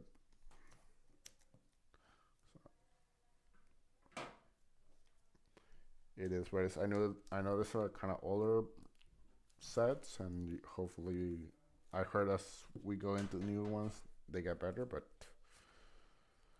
they have been there a while. I ordered this a couple of weeks ago, but I didn't have time to stream. Obviously, I have to set some stuff up.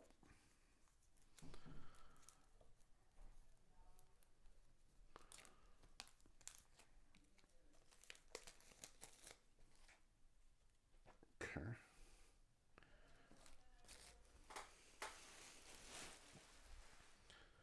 Okay, we have Pantera.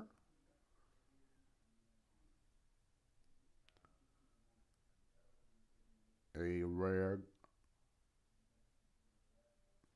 And let's see if the one behind it is no. This is just an uncommon. This is a common, sorry.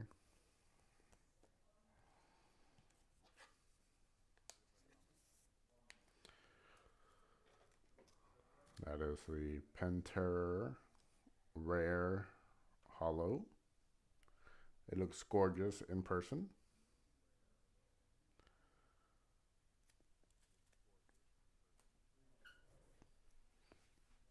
Okay.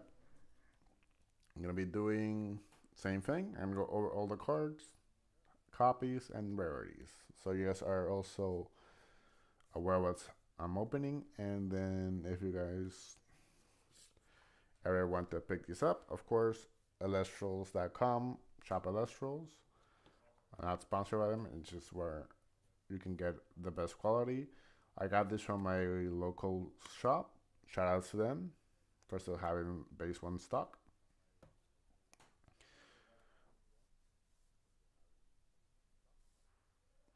But I did get all the accessories from Elestral. It were very, they came in very quickly. So yeah, we have the Hydric. This is common. 3 of those. This a uncommon Twindra. 2 of those. Uncommon Aramir. 2 of those. Rare Glycel. 2 of those.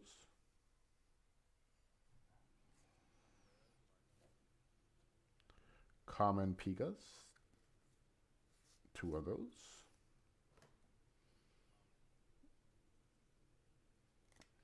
Exalter. Rare. 2 Exalter.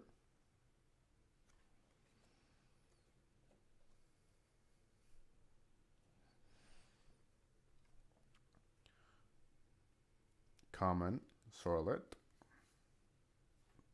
Another common Sorlet. Astrabbit. This is probably the mascot for Elestrals and my understanding the best one.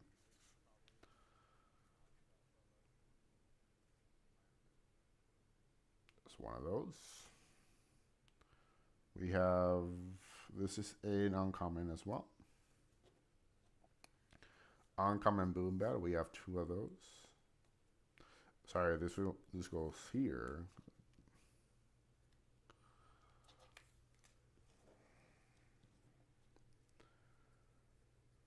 We have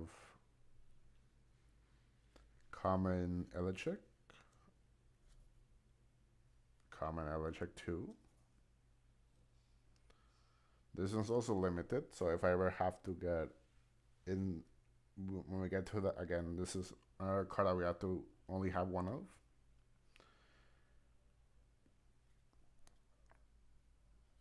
Common Baratakwa, 2 of those.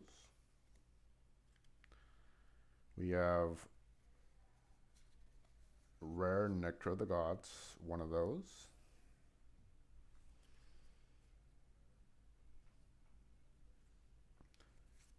Double Ambrosia, 2 of those. Rares.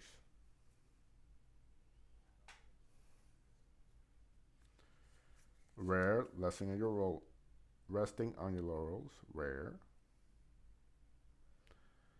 Another one that we have to only have 1 copy of when we go into the future of our series. Rare Circle of the Sky.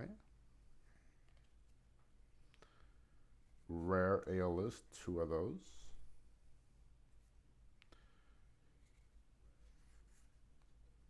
Common Iron, 2 of those. Rare Bag of Wind, this is the artifact. Again, that's a symbol for artifact.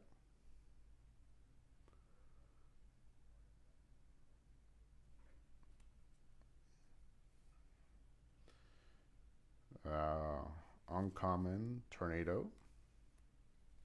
Uncommon Tornado. 2 of those. Uncommon Thunderbolt. Sorry, Thunderstorm.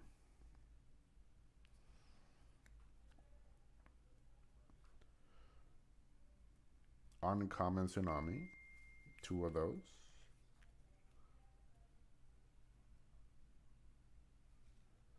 And then the Lycaris Wind Spirit.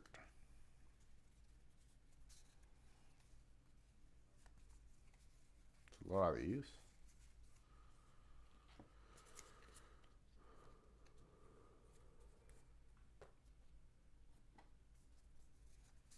The Thunder Scepter.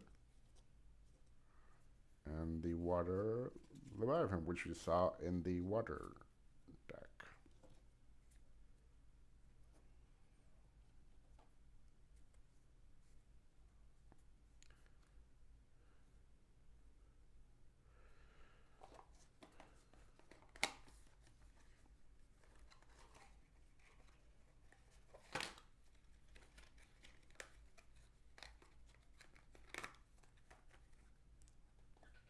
Next is Imperial.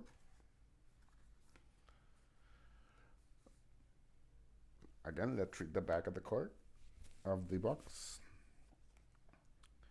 Thunder shakes the heavens and lightning sparks the skies as an electrifying current strikes from the heavens of Mount Olympus, revealing the Imperial Star Deck. Join forces with the almighty Zeus and shocking allies such as Rhizarus, Cynector, and Boombat to smite all who oppose you. Are you worthy to call upon Are you worthy to call upon the greatest of the gods and wield the thunderbolt of Zeus?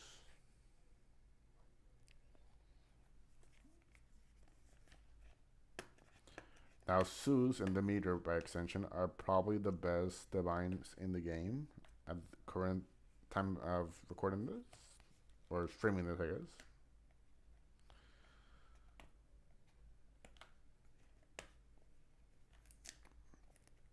Okay.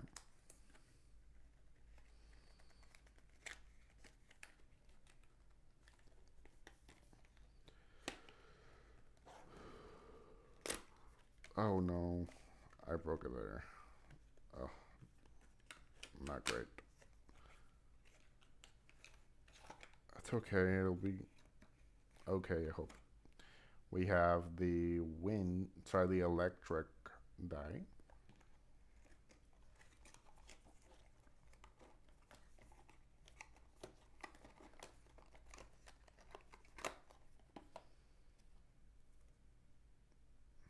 So Imperial, let me get it out of the packaging.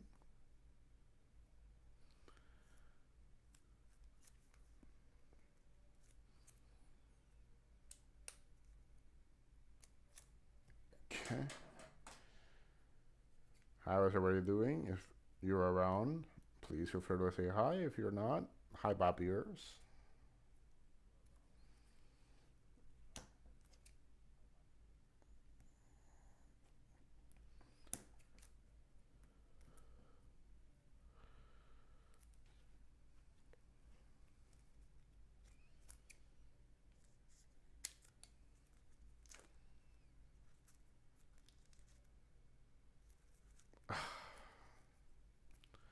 Okay, I hope I didn't nip it.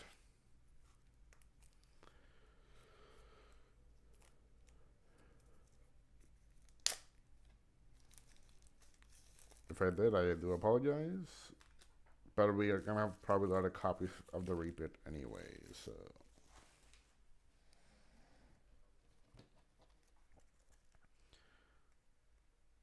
Okay, so here's the Hollow Rare Imperial. It looks really good in person.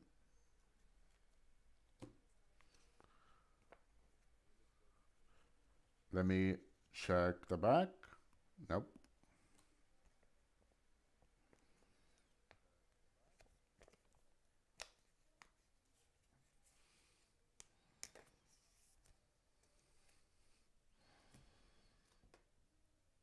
There it is in the sleeve.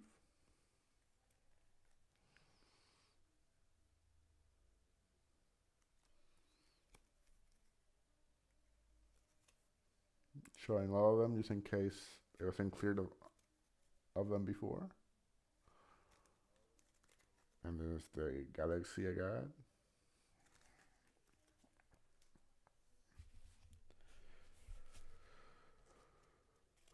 Okay, let's begin the Star Trek collection here. We have a Common Crackle, second Common Crackle, third Common Crackle, three of those.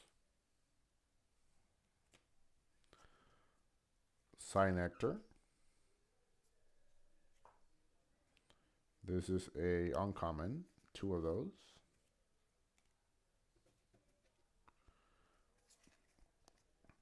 Common Taxion. Let me put this here. Two of those. This is a new one I haven't seen before.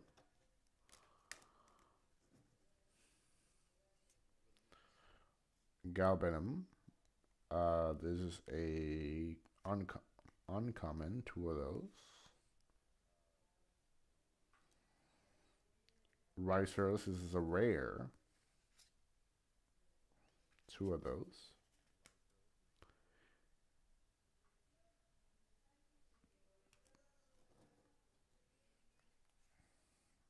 Spark It.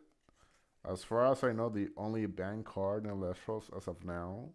So if again, once we get into the future of this series, this is a card that you're not gonna see, unfortunately, until we get the Escape from TARDIS version, which is kind of their version of the ban list. They call it TARDIS, and this is uncommon, 2 of those.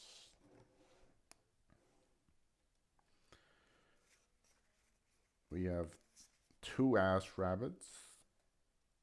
That's a uncommon as well. Common Jolton. Common Jolton. Common, uncommon Boombat. It's a different artwork, I believe.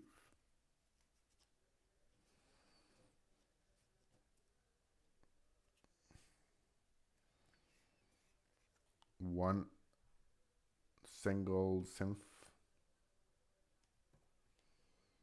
This is a uncommon. The 2 of Wormite is a common. There's 2 of those.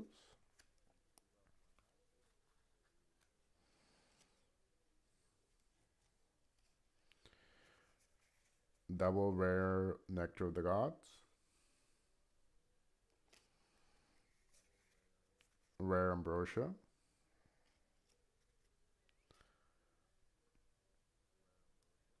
Rare Circle of the Sky. Rare Zeus, 2 of them. This is the best. It's either this or the Mirror that are the best divines, as I was saying.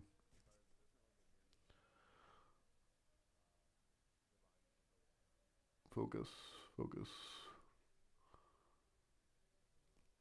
Again, this is the bind symbol right there. The little crab. This is the bind.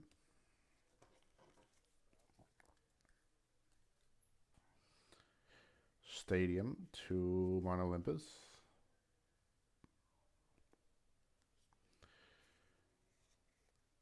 This is fundable. So this is the artifact. 2 of those.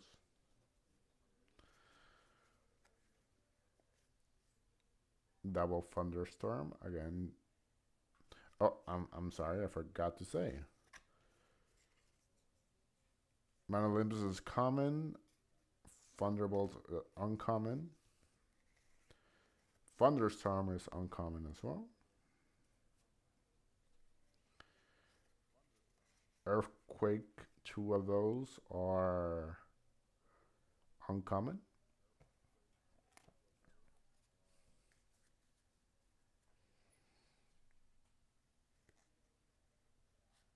Uncommon Shield of Achilles.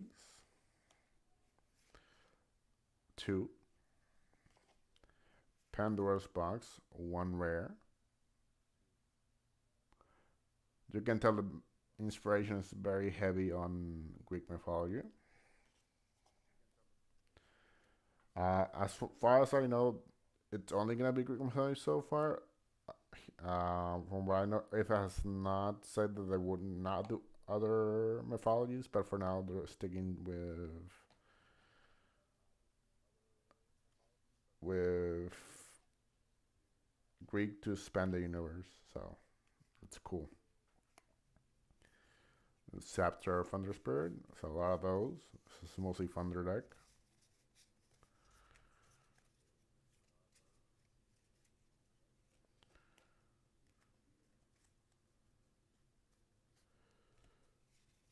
Terratlas, 3 of those.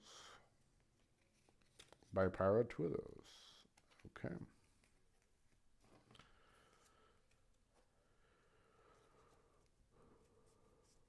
And that's the Imperial Star deck.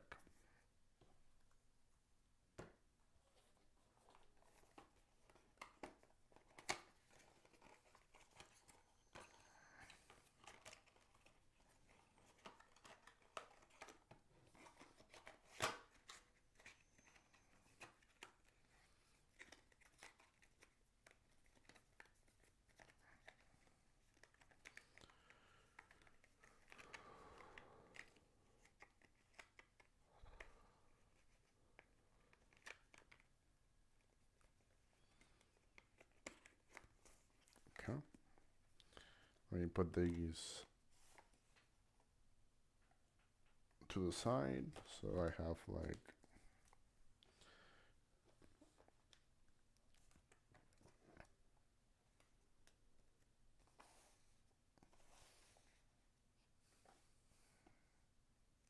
okay, there we go.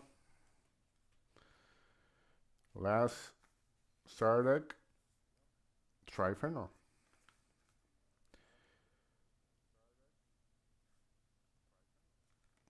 Kindle the flame of victory as you vanquish your foes in the heat of the volcanic forge with the Trifernal starter deck.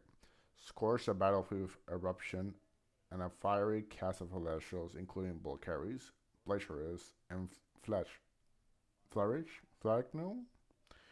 Do you have the courage to withstand the inferno and claim the hammer of Hephaestus?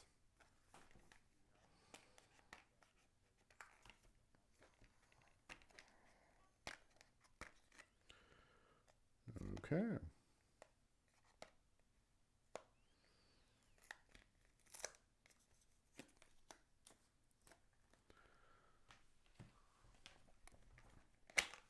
All right. The last die.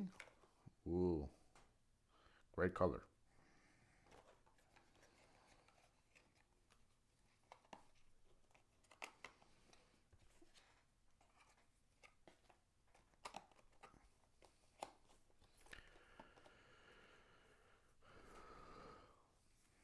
Let me open it first.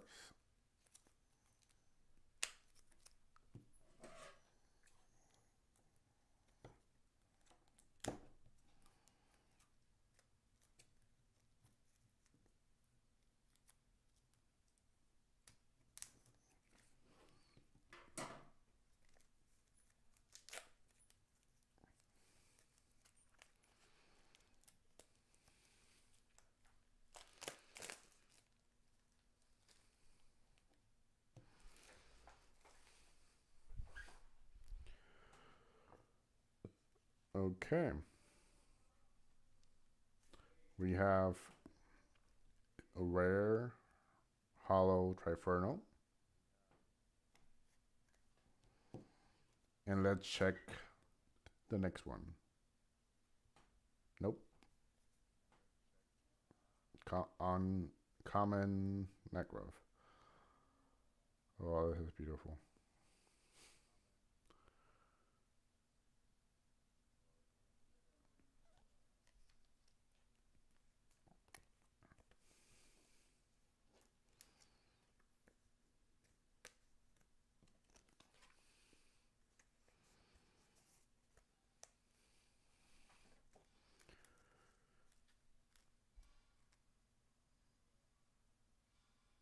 Looks really good in the reflection there. It looks better in person though. It's very clear. I love the pop-up.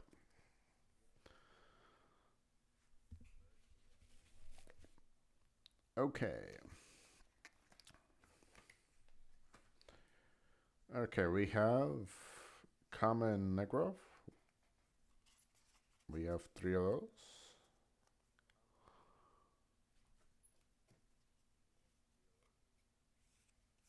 Uncommon Blaze 2 of those. Common Wormite, 2 of those.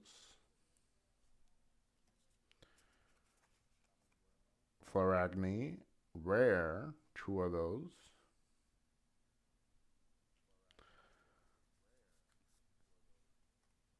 Humbus, common, 2 of those. Kin Leo, uncommon, 2 of those.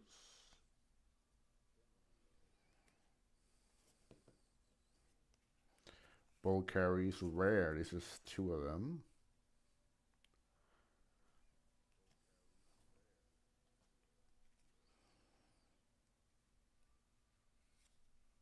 This is the last fire one. This is an uncommon Cinder.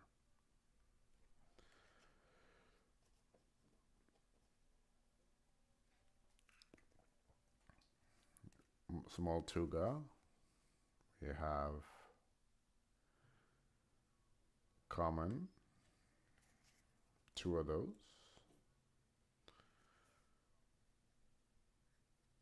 Common bird attack with 2 of those.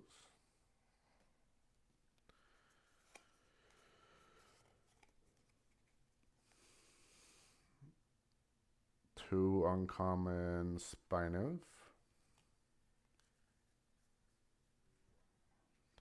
Rare Nectar of the Gods, 2.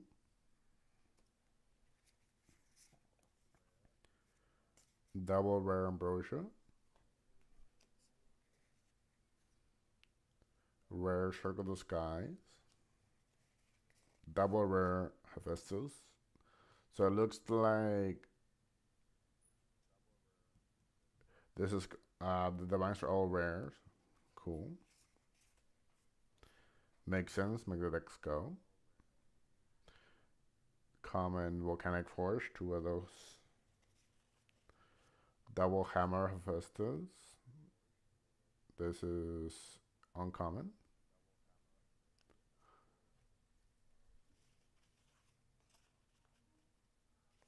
Double uncommon Eruption.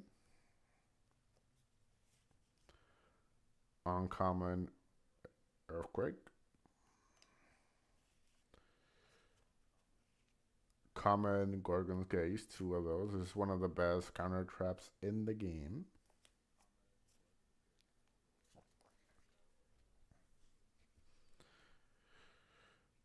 Double Tsunami. Sorry, 1 Tsunami, which is an uncommon. And then these Fire Spears. There's a lot of fire here, so.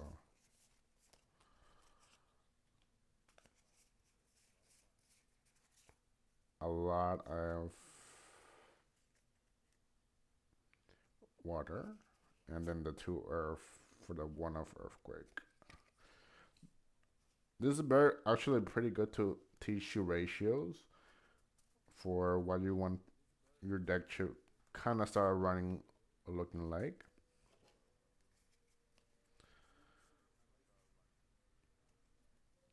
Okay, that was pretty good. Put this back here. So that was it for all 5 of the starter decks.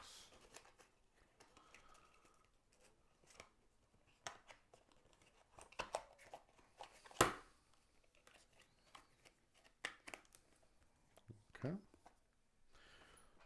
So let me go put these away because we're done opening them. And then we're going to get into the box. And then we're going to finish the stream after that. Give me a sec. BRB.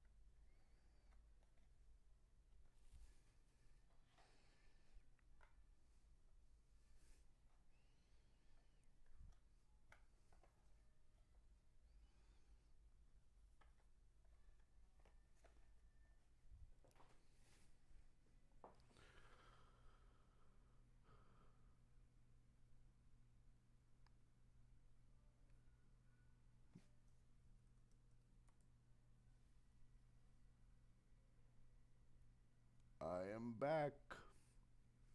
Sorry about that. If there's anybody there, hi, how's it going? If not, yo. What's up, Bob viewers? If you are here from the future, hi, I'm back. We're not gonna get into the main box.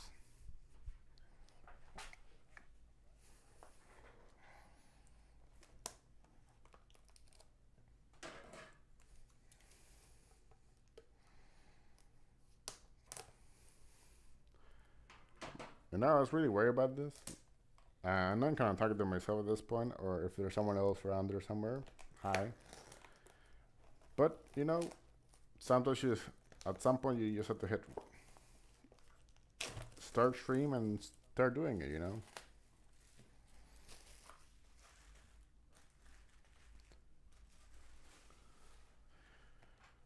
Okay, here's the box. It looks like this. Let's read the description, as we did with the boxes. Eons ago, gods and titans controlled the elements of creation. Now their powers have been set free from the stars. From the highest peaks to the darkest forests and the deepest oceans of Elestria, discover the enchanted, mystical creatures known as Elestrals. Wield the power of gods and the elemental spirits. Clash for victory and ascend to immortality. Fire, water, earth, thunder, wind are in your hands to command.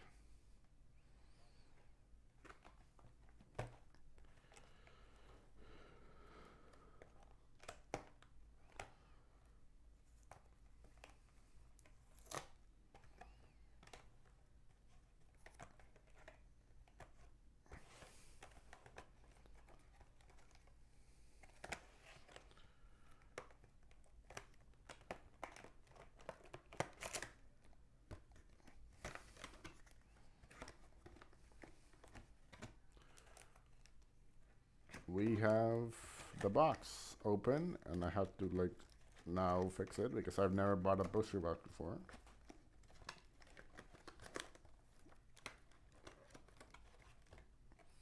The box topper, we got Bolt Tempest.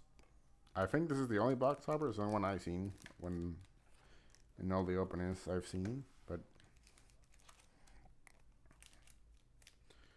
what I know, this is a pretty good tree drop. So hopefully, it's a sign of good things to come.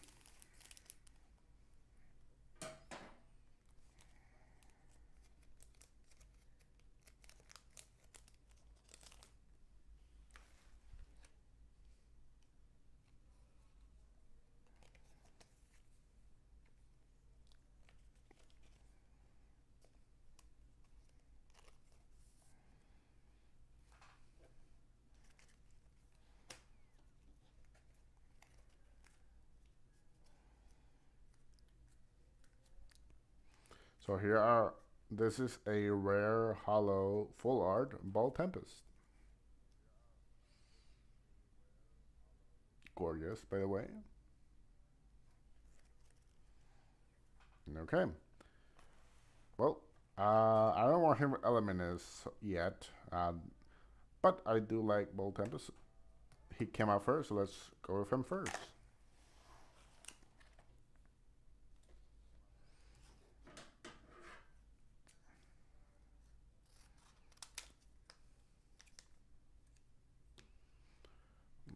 Let's try to like open it like this, and if it doesn't work, we'll try the scissors again. Oh.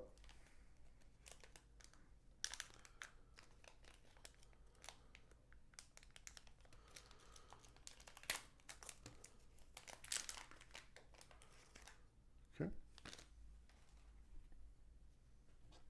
I forgot. I don't know the pack trick. I guess we'll find out.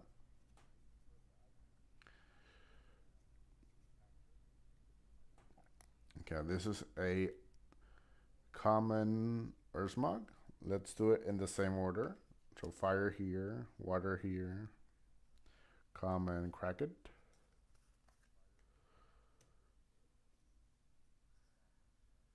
common Bird Aqua, Common Retire. This is another banned card.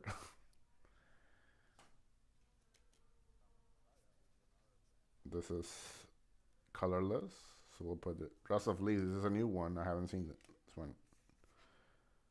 Outside and Retire. This is a new. These are all new cards. This is a common Drops of Leaves. Bag of Winds. This is a uncommon.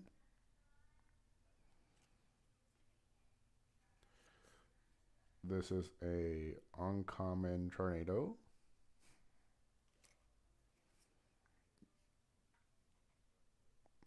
This is a uncommon Necklace of Harmony. This is a new one, I think. This an artifact.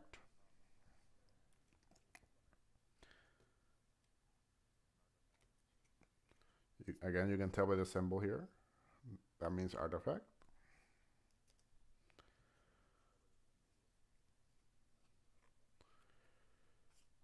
This is an Aetheros rare. Then you put the spirits there, like on top.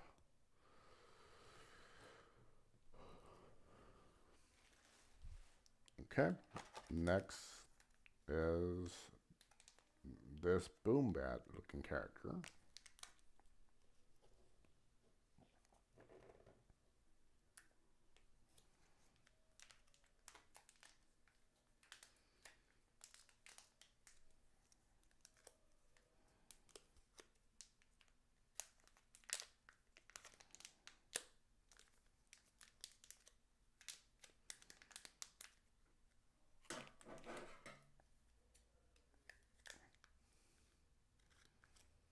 I don't want to cut it by accident. It's cut.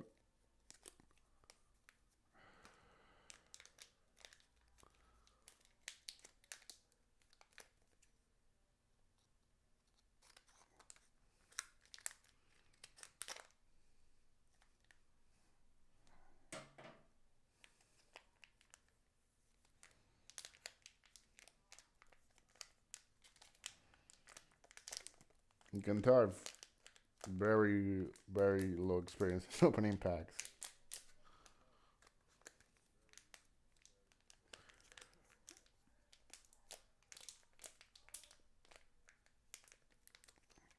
Let's try it again.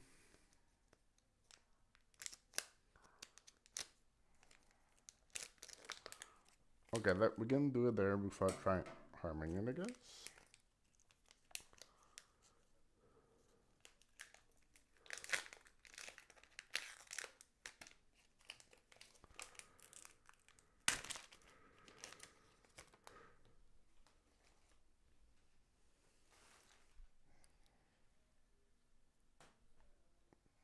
Okay.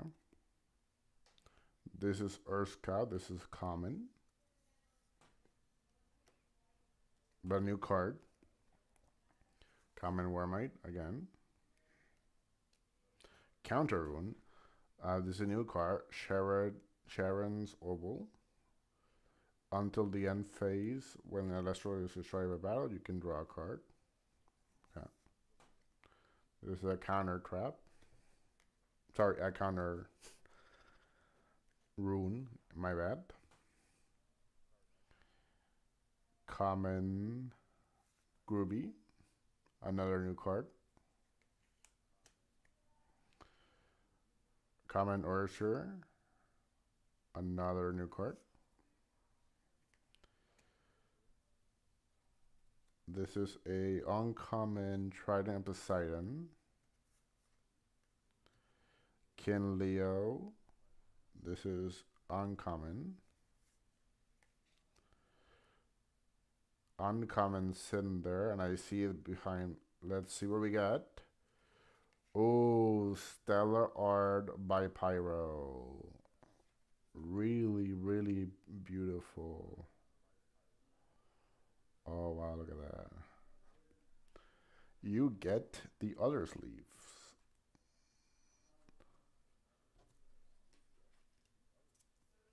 Which are the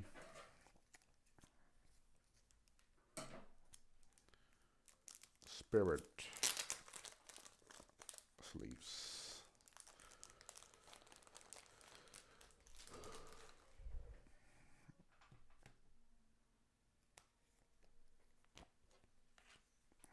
Gorgeous. Look at that. Absolutely gorgeous.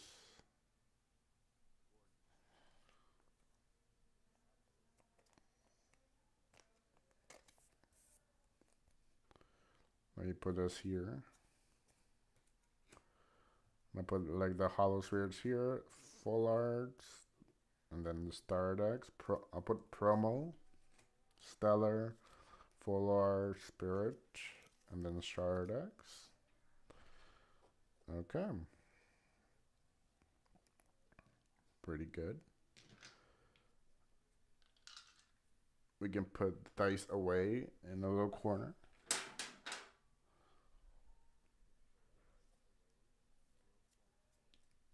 This is in case I need it. Okay, here we go. We have the next one. This is a Tectorus.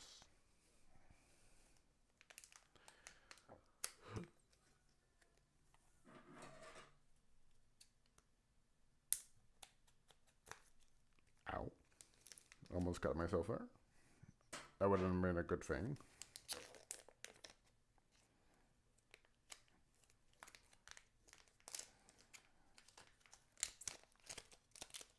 Okay.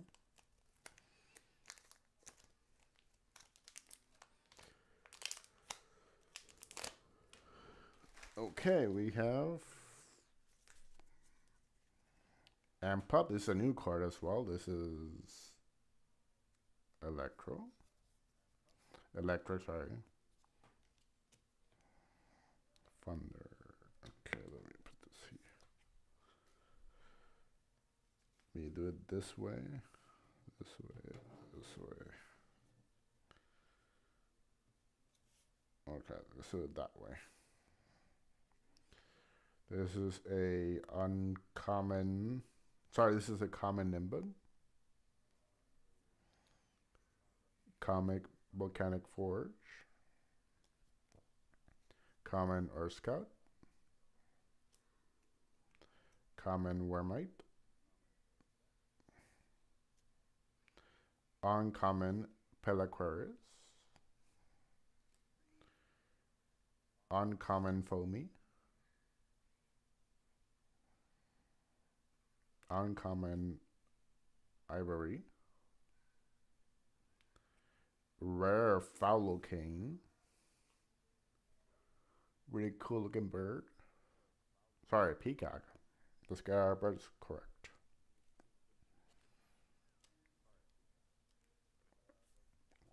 And then our Spiritosopter.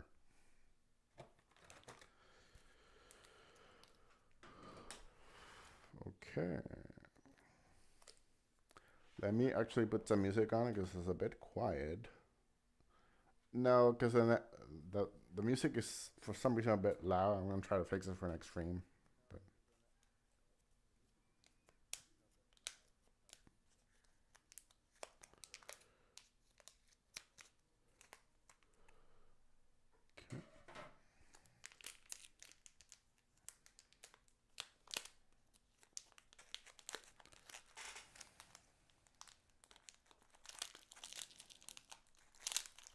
okay. We're getting there. We're getting there. We got there. Oh, this one's like nicked at the end there. That's not good. I hope that wasn't a me thing. Well, unfortunate. Hopefully it's not hollow. It looks like it's the spirit, so unfortunate. I don't like nicks. Okay, common unpublished. Repeat. Common Nimbuk. Repeat. Common Botanic Forge. Repeat. A common drops a leaf. Another Drataya, another common. Griefuse, this is an uncommon. I'm gonna go with what the main color is, so this is gonna be an electric when they're like dual color like that. Sakurasa is a uncommon. Uncommon Barabag. The next one is Full Art Hollow Centaur. That is gorgeous.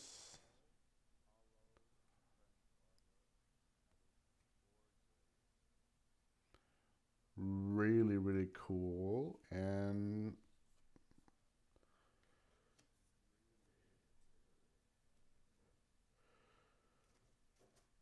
okay, let me get the sleeve.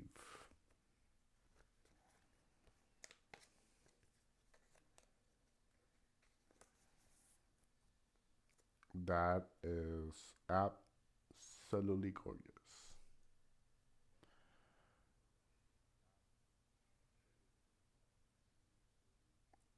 It's not stellar, but it is gorgeous. It is a bit nicked at the end there. I don't know if that's part of the design or is unfortunately like a cut there. I hope not. Let me put the full art here.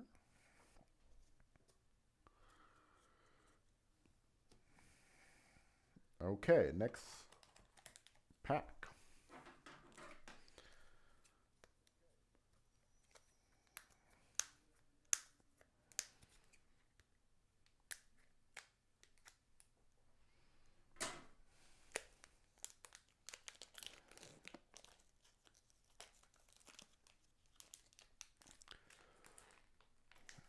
Hello, Bobby, Souvenir is there. How's your day going? If you are here, feel free to say hi. I hope your day is going well. If you are here, if you're not, just hang out. Thank you.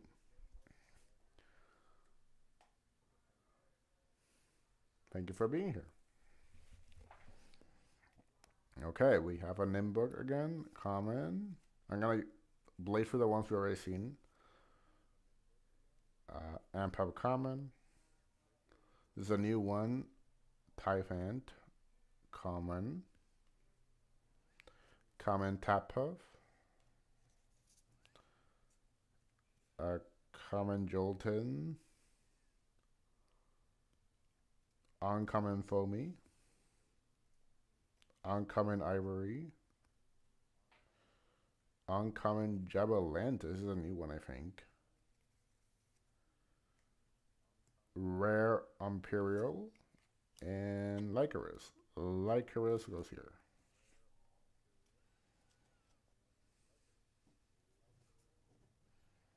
Okay. Cool, cool, cool.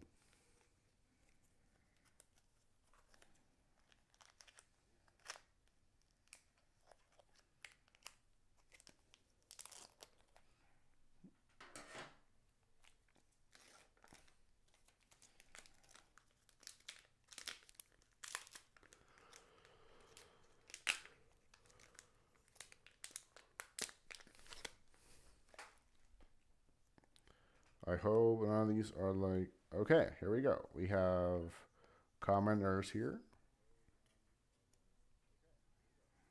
Common Clovey. Common Chariot. Another one.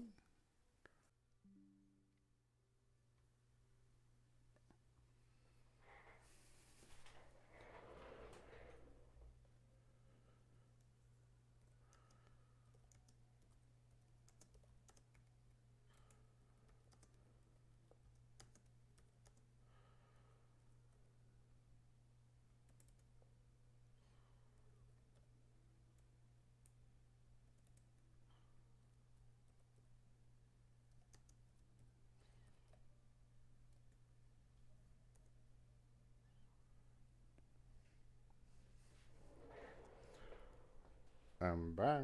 Okay. This is a new one. I haven't seen it. It's a Golden Apple of Discord. It's a new in Vogue. Discard a card from your hand. Discard a card from your opponent's hand at random. And then move the top two cards from their deck to their underwear. Okay. This is also a new one I haven't seen, I believe. This is Carrion. This is an uncommon. Uncommon Pericles. uncommon for me. Rare Riceros. And here is Lycoris. And I made a mistake. This goes here. My bad. That could have been triggering for me. That could have been, excuse me, not triggering.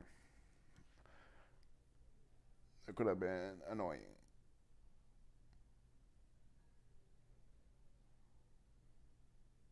Okay.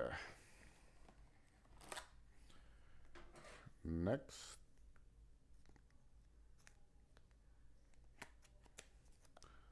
Okay. Just make like a little cut, and then we can just pull up from there.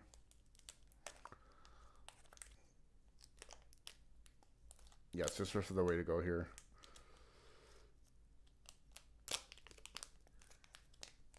If I try to do it, I'm gonna be here all day. So.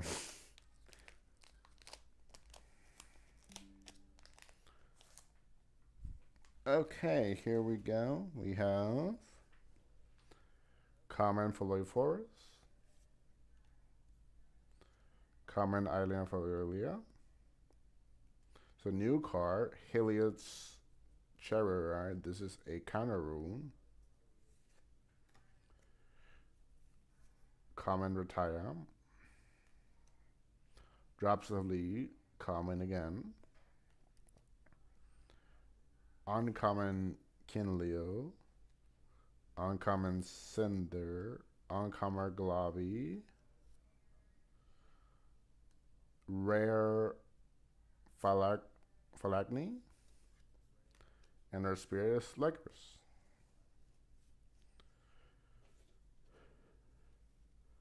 Okay.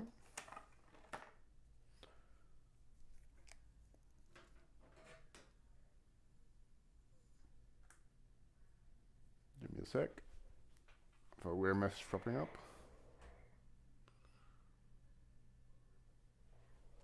Okay, there we go.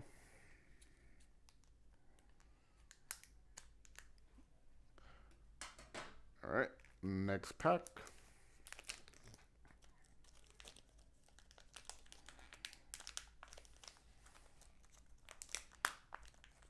I'll skip for the ones that we already know what they are. I will say a name, but I'll. Cow common, Thermite common, Small Tuga common, Tap of common, common Sluggle, uncommon Hammer, uncommon Eruption, uncommon Trident, rare Triferno, another one, and a Leviathan as our spirit.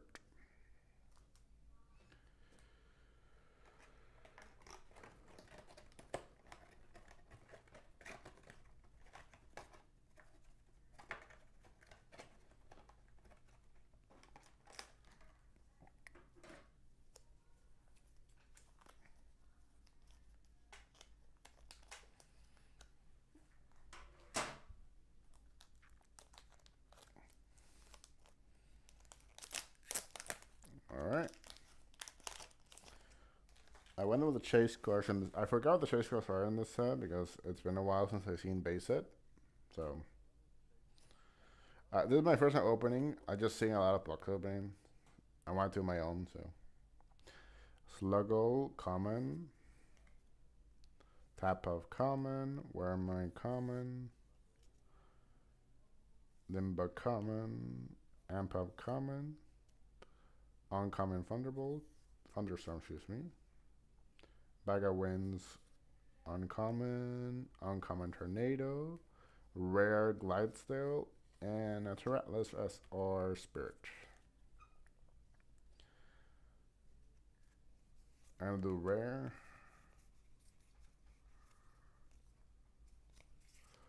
I'll fix that at the end.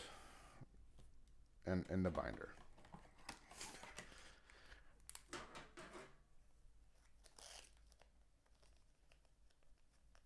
Okay.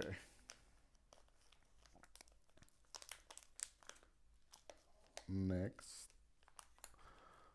I think I made a mistake in that one, but okay. I did. Okay, hold up.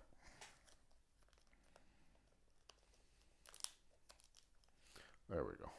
I think that one was a good cut. It was great.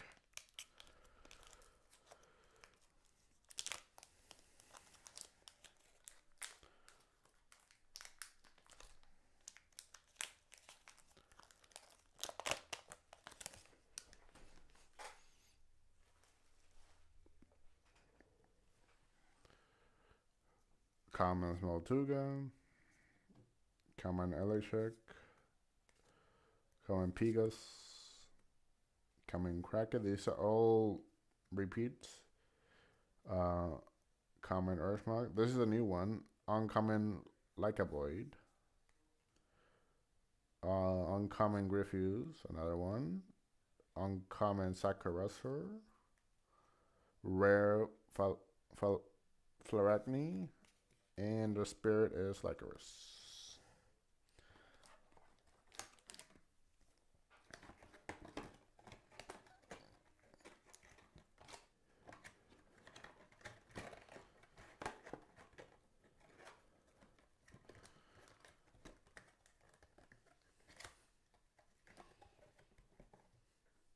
Okay, there we go. Fix the box. Sorry if that's a bit disorganized. There we go.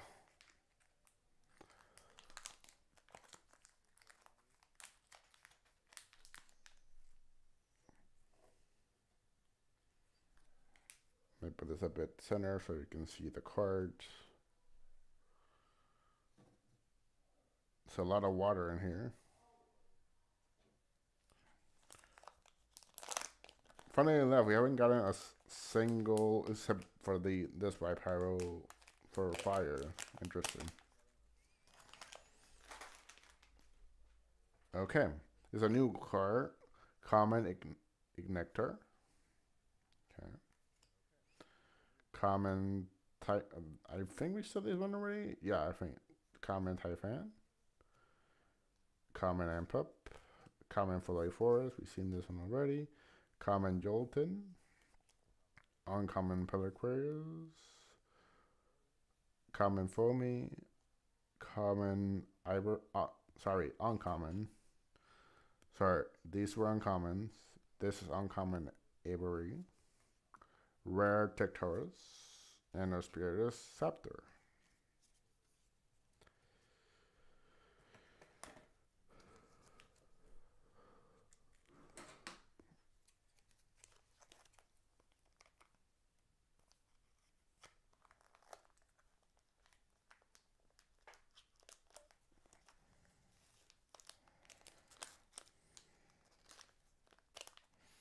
Okay, we got the corner. Please open correctly. It did, great.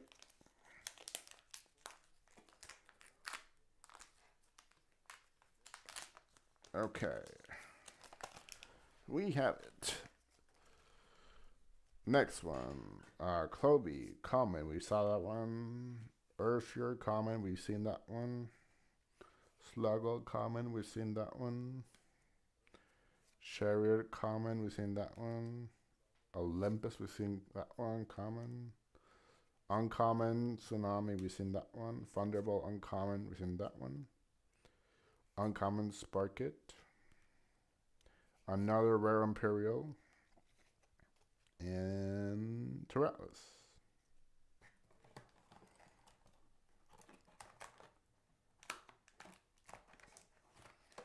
Is the other a bit behind? Or is it okay?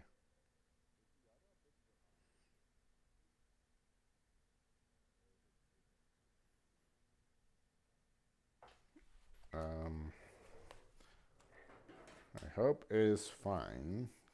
I don't know how to fix that. I'll try it to find out for the next stream, or try to fix it as I go.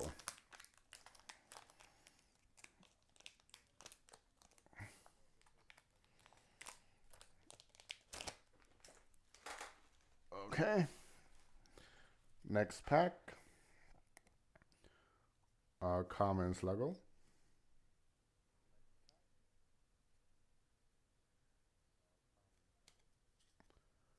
Common Ursier. Common Chloe. Common Manolympus. Common Sharon Sobel. Uncommon, Karyov. Uncommon Pelacris. Uncommon Foamy. Rare Glidestale. And a Leviathan for the Spirit.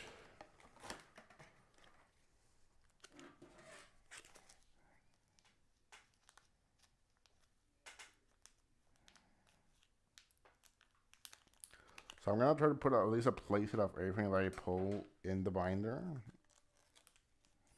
And then anything that I don't is going to go in the box as bulk.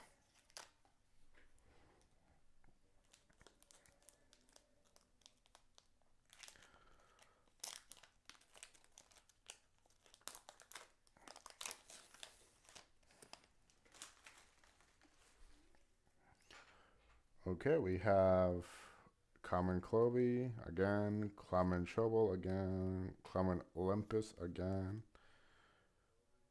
Common Volcanic, Common Leave.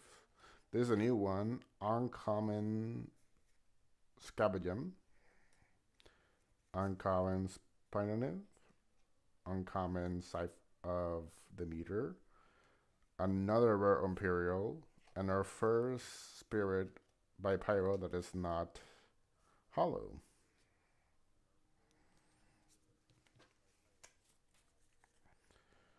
Let me fix this.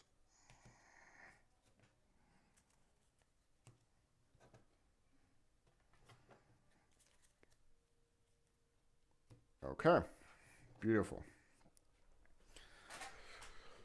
And then here in the corner we have our colorless, or rainbow, I guess I should say. What is the terminology for that? Is it multi-elemental? Is it rainbow? Is it...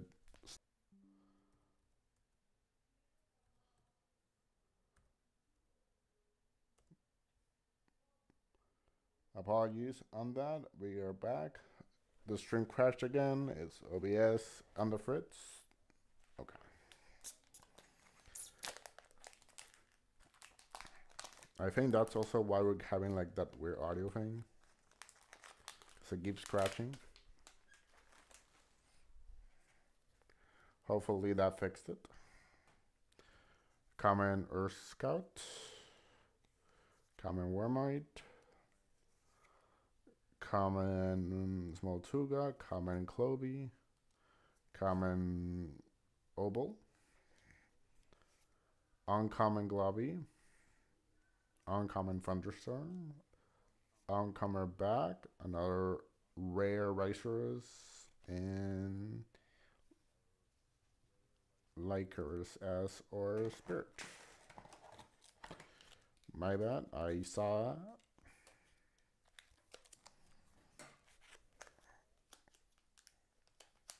Alright, let's grab another one.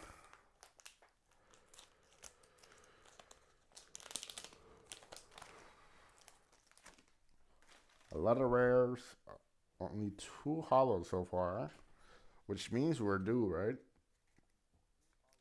Common Obel, Common Clovey, Common Ursier, Common Tadpuff, Common Sluggle, Uncommon Title. This is a new one. Uncommon Title Stock,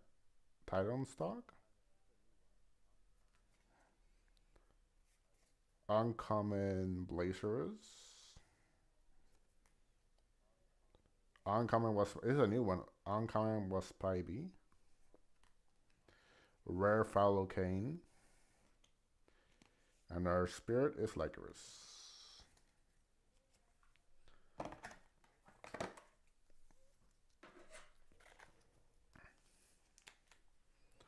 Next pack.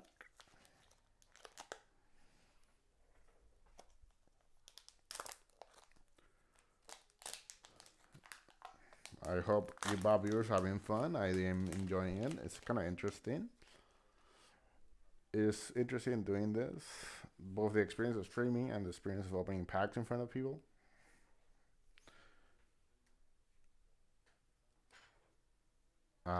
And if you're around, please feel free to say hi or leave a comment, subscribe. Of course, you can follow my links down below for all my socials. And of course, the bar will be back up if you ever want to just come back, maybe read the rules or see what we open. I'm gonna try to get all the different openings that we had and then put them all in different videos so you can see each star deck separately. I'll try. I'll try to find out if I can do that for you guys as well.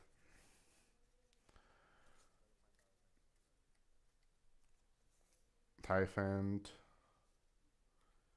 common, Amp Up common, Wearmine common, back to back. Sorry, this is Ignector back to back. Another Typhon. Okay, seems to be like an error. Uncommon Glovey.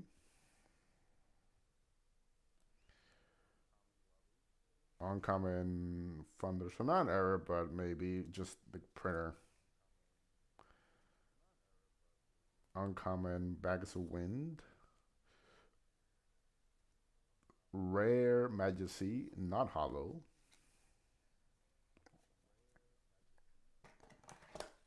Okay.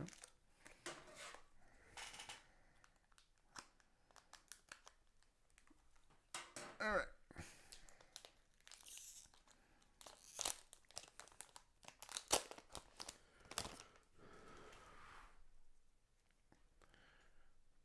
Let me fix the piles again. It's gonna drive me nuts if I don't.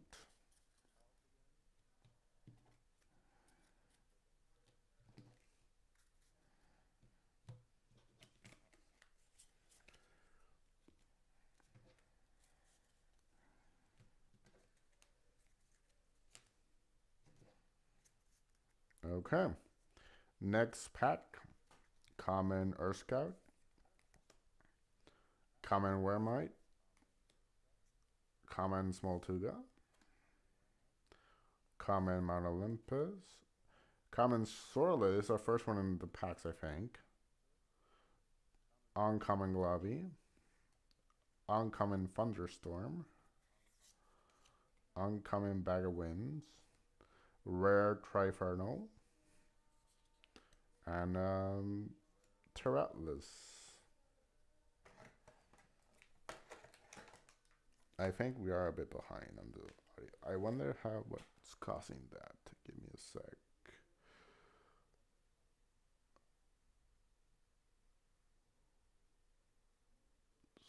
Settings. BRB. BRB.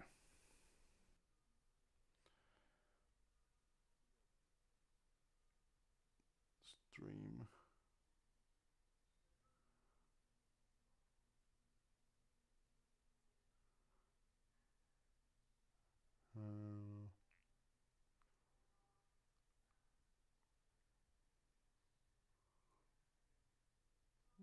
I don't know what it could be. We'll try to fix it for the next stream. I'm so sorry. But hopefully you can still at least have a good experience here. And again, I'll try to upload like the different deck openings and all that in like a different video. So you just have I'll try to see if I can fix how to the audio for that one.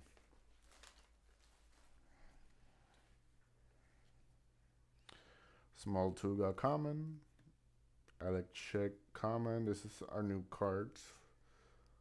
Well, not overall, but in this like opening, I believe. Pegas common, Ampop common, Typhon common, Titano uncommon, uncommon Waspivey, uncommon Kinleo, Another rare Majesty. Okay. We got in quite a bit of those.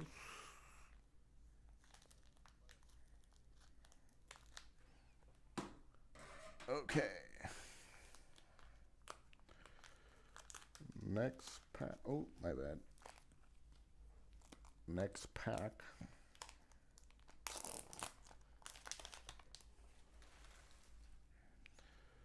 We have Island of Iolia, common. Heliot Ride, common. Negro, common.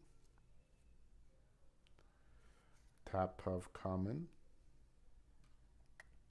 Sluggo, common.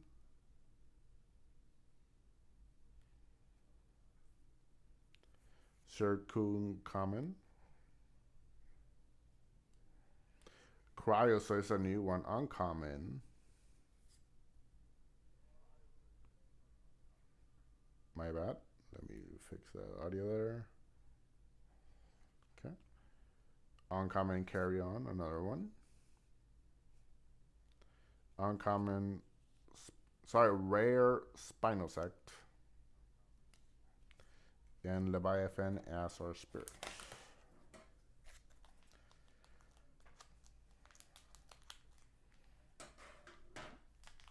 Wow, we're going prelim and there's still a lot of packs there.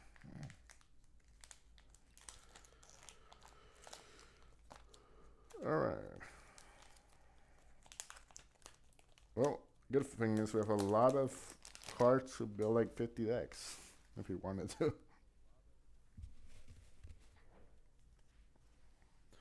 Okay, Dropless Leaves, common.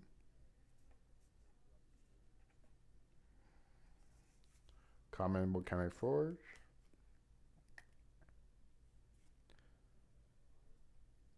Common Nimbug.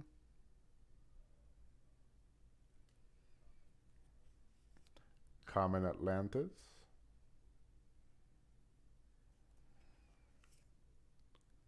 Common Pegas. Uncommon Galaxy. Uncommon Sephiroth, this is a new one. Uncommon Atlantis, I think this is the second one we have. Hollow Nectar of the Gods. This is beautiful.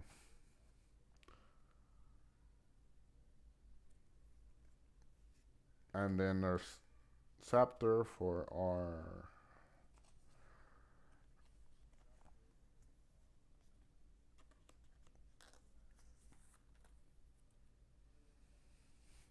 I'm gonna put the runes here in case the runes are hollow. I like having them in separate piles. Just I don't know. Feels right to me. Ooh, my bad. Let me fix this. Again, just for like myself and for presentation, I guess.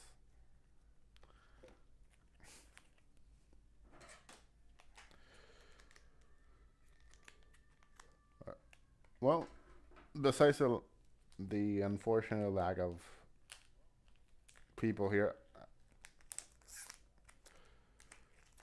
and if you are here again, please feel free to say hi. Maybe you never know, you can start making friends.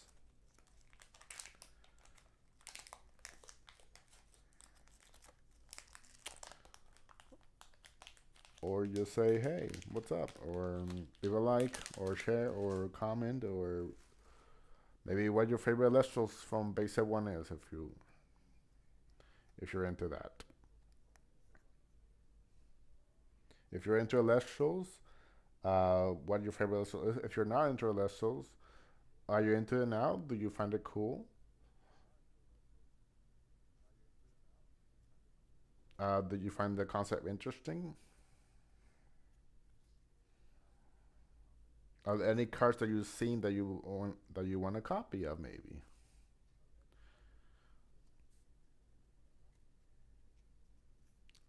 These are all things we can find out together. So if you are there in the comments, or if you're a bot viewer in the future, hi, leave it down in the comments from me as well.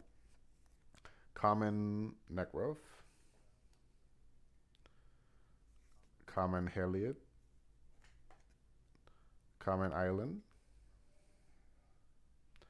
common small tuga,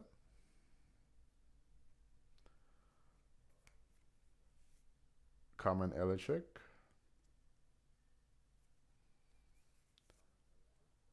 uncommon Kinleo,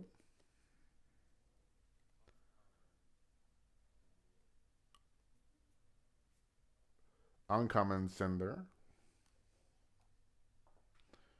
uncommon Thunderbolt. This is a new one, rare Caprigal,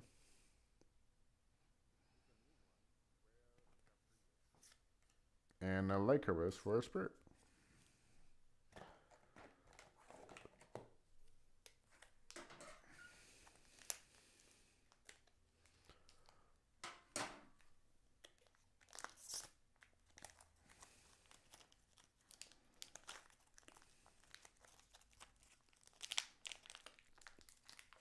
Okay, here we go. Next pack. Got it open. My bad. Hold on. Okay, there we go. Okay. Common Volcanic Forge. Common Nimbug. Common Ampup. Common Foloi Forest. Common Island of Iolia.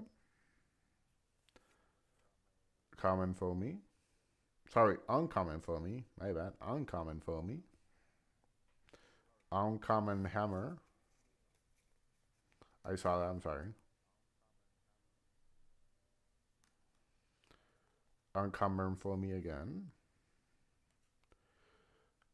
Hollow Circle of Scarring. Common. Sorry, rare. I'm stunned and disbelief.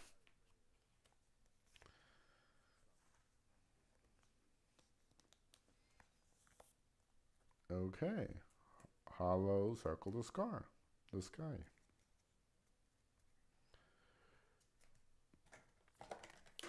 Okay, next pack.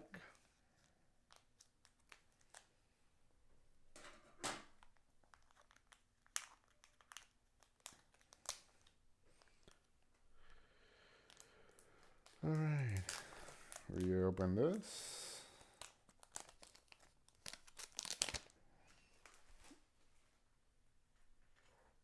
All right. Common Sherry Ride. Common Necrof. Common Ignectar. Common Fuloi Forest. Common Jolton. Uncommon Foamy. Volados. Uncommon Barabog. Uncommon Bag of Winds. Another rare Caprigal. And a Saptor for a spirit.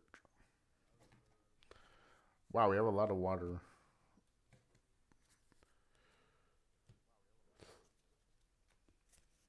It is the... It does feel the most for a planet.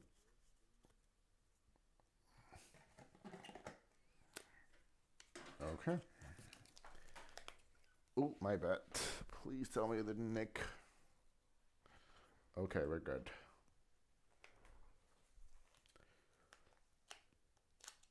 Like, I know I have 1,000 of those bag of ones, but it's still nice to keep it in good condition, so.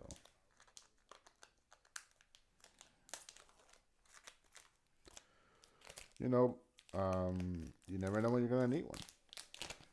Maybe they're pretty good. Okay, common Nimbug, common Ampup, common Phylan, common Obol,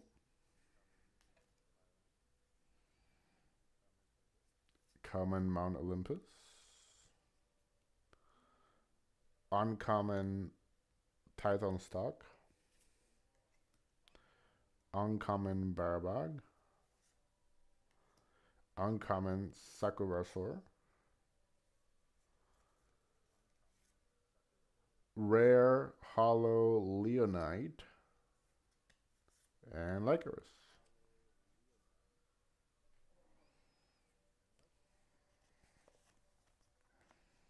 I wonder if this is a good one. While this Leonite is in attack position, players cannot cast Invoke Runes. It's fine. I guess you can't like get spot removal on it.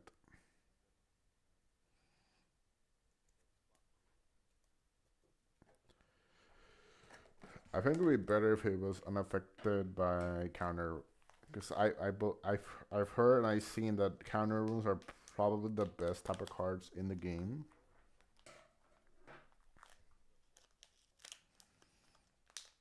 So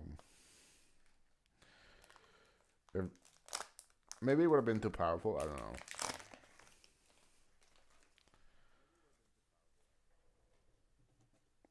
Okay. Common Electric. Common Pegas. Common Atlantis. Common Barataqua. Common Kraken. Uncommon Tornado. Uncommon Necklace of Harmonium. Uncommon Shield of Achilles. Rare Floracne. And rare and Bipyro as a spirit.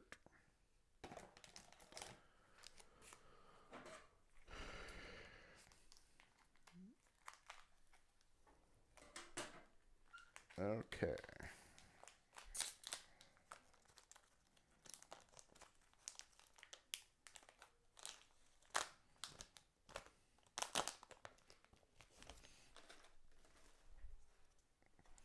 Nimbuk for common.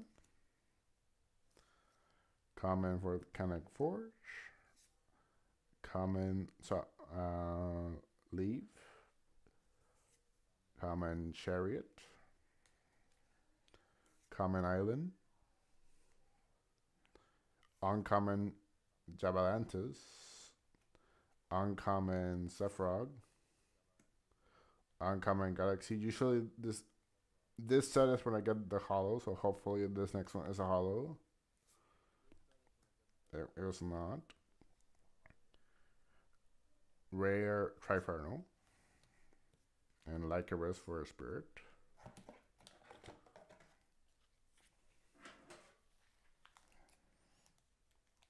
Okay.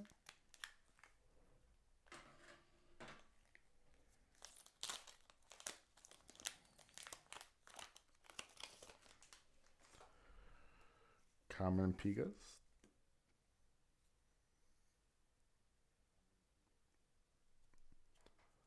Common Electric. Common Smoltuga.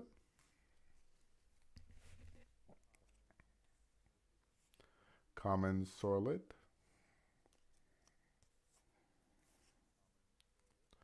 Common Mount Olympus.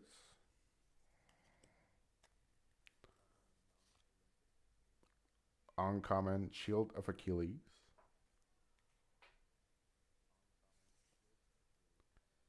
Uncommon Necklace of Harmonia. Uncommon Tornado. Hollow Rare Krakatuga. And Scepter.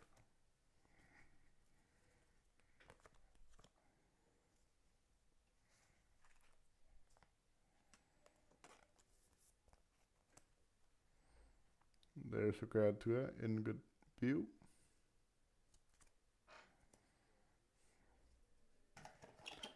Next pack.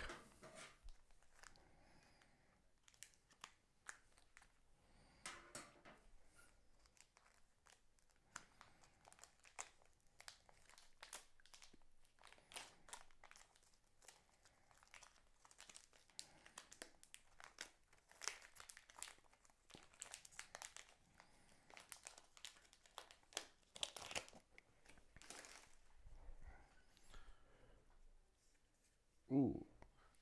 Golden Apple Discord common. Atlantis common. Pegasus common. Charlotte common. Quackle common.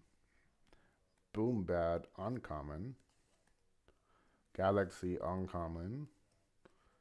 Sephrak uncommon. Another Bold Tempest, not full up, but still hollow rare. And by Pyro.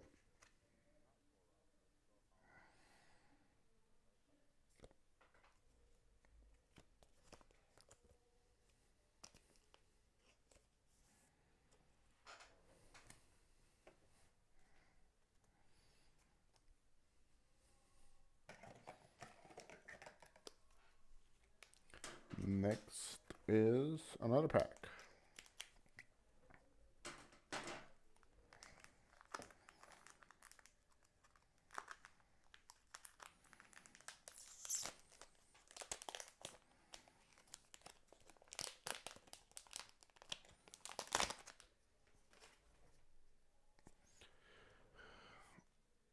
Rummagem common. Golden Apple Discord common, another one. Atlantis common. Elichic common. Pegasus common. Uncommon Eruption. Uncommon Hammer. Uncommon Earthquake. Hollow Rare Mutation. Leviathan.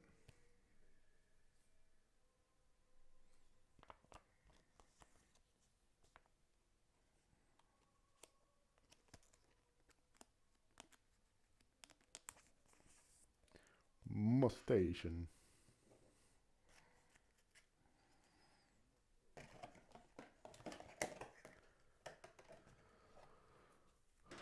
All right, next pack. We are almost to the bottom, but I am enjoying this. I didn't think it could be this for a period. Just open this and. All right. Crackit, common. Common Ursma. Common Rummagem. Common Jolden. Common Feloifor. Uncommon Ash Rabbit. Uncommon Cynetric. Uncommon Sparkit. Rare Hollow Gautabolt. I don't know if this is good, but it looks beautiful. And then Terratlas is the Spirit.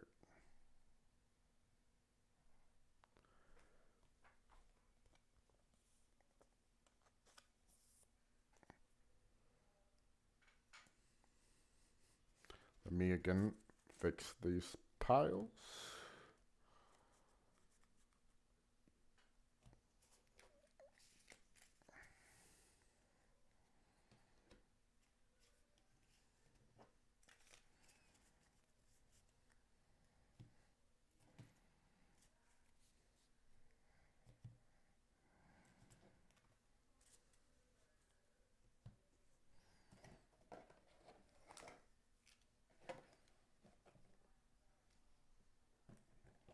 I didn't drop anything. Okay, we're good.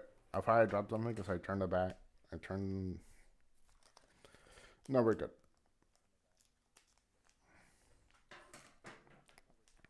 Okay.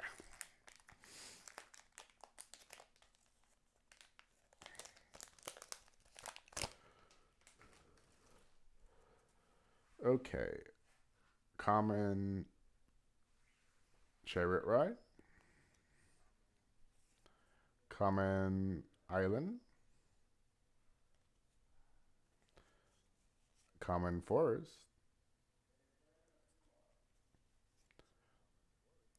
Common Golden. Common Rummagem.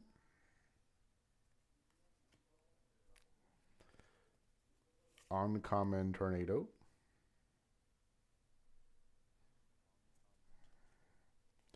Uncommon Bag of Winds.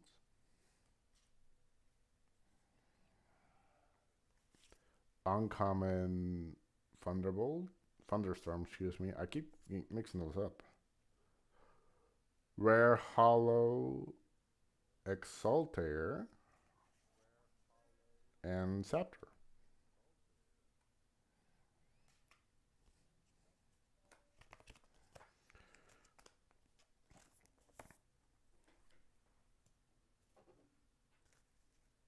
Beautiful.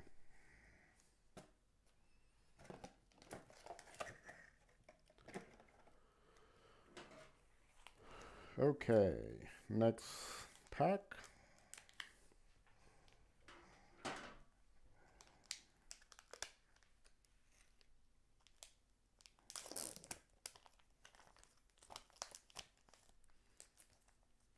Okay.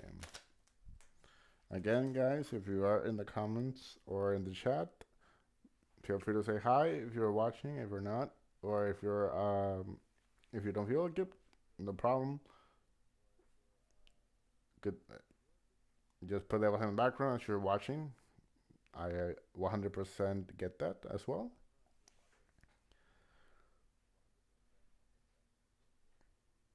And of course, there's always the bot. If you do enjoy what you're looking at, you can come back and look at everything that we opened.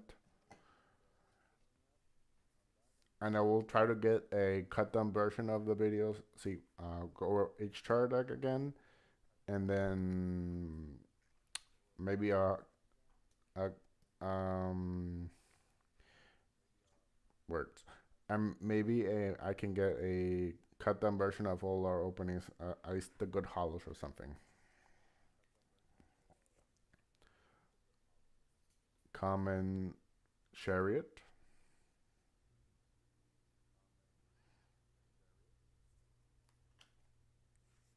Island of Iolia. Common.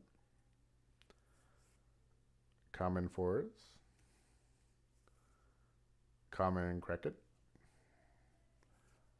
Common Bird Aqua. Uncommon Like a Boy. This is the second one. Or third one. One of those two. Boombat Uncommon. Uncommon Galaxy. Rise from the Ashes. Hollow Rare.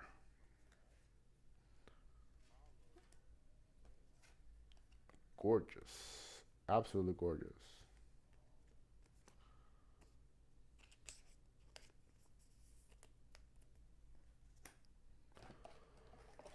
A lot of runes and some Elestrals.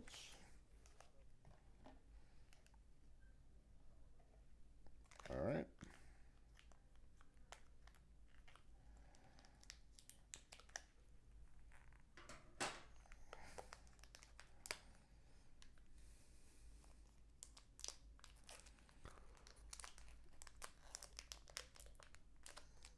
Sorry. Miscut, I guess. Try that again. There we go. Got it open. Please don't bend. Okay. Interesting. The rare, the uncommon is in the front. Maybe that means something.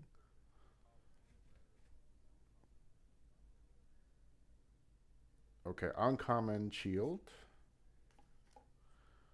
Uncommon Scavenging. Uncommon Necklace. Oh, my bad. This does not go there. Uncommon Necklace. Common Barataqua. Common Quackle.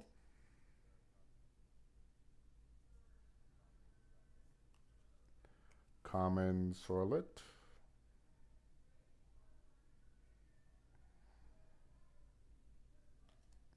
Common Mount Olympus.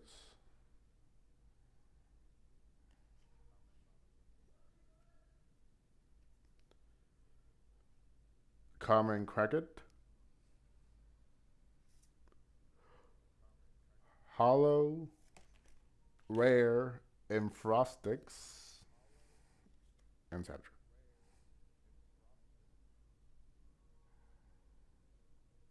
It looks fine. Okay.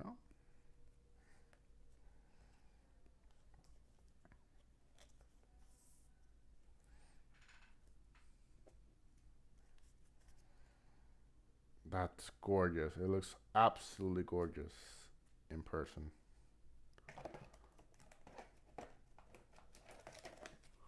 And then there's only 2 packs left for today's stream. Once we're done here, we will be saying goodbye for today. Our next stream will probably be either next week or the week after. We'll see how my work goes. If it is next week, it'll be a Yu-Gi-Oh! Master Duel stream, as I mentioned at the beginning, I believe. And if I don't stream, it's because I'm doing videos for the other series on the channel. So bear with me, and I'll move that to the week after.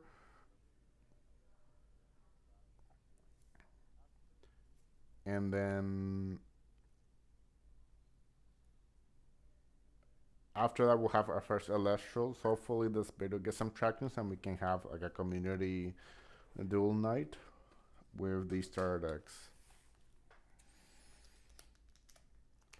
You can use any, for the duel night, you can use any copies or any rarities that you want of the cards in the starter deck, but they have to be the starter deck cards.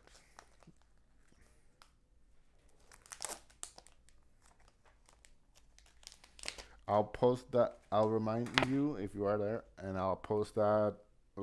I'll post probably a week before I do that, so you have time to get your, so you can have time to reply in the thread, in the community tab here, or in the or on Blue Sky. Okay. Second to last pack. We'll go slowly this time. Where's your common? Chloe common. Common Chariot. Common Island. Common Forest. Uncommon Carry On. Uncommon Cryosaur. Uncommon Suicune. Hollow Rare Stratomov. And Scepter.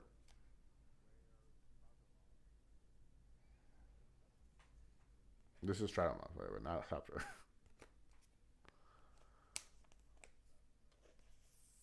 And we're putting in the sleeve. The last pack for today and for today's stream.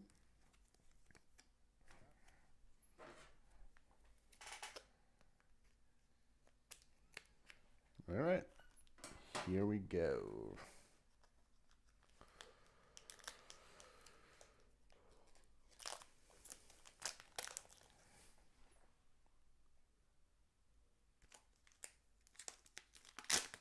Okay. Here we go. Wow. Okay. Common Pegast. Common Golden Apple.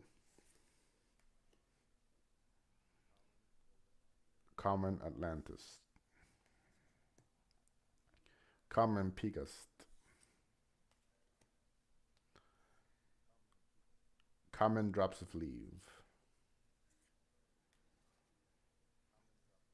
Uncommon Foamy. Uncommon Pelacoris. Uncommon Carry Off. Hollow Pandora's Box. And Tyrantlus.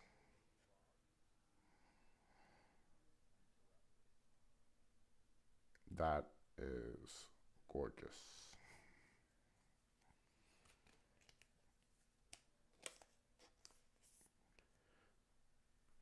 Okay. So this was the fire poles.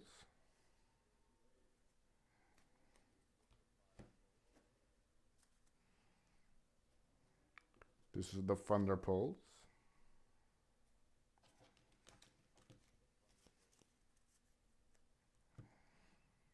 These are the wind poles. This is the second largest stack, I believe.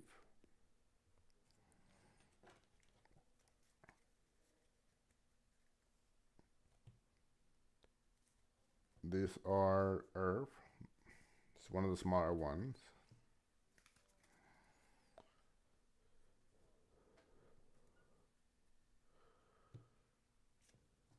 And this is why the one with the most.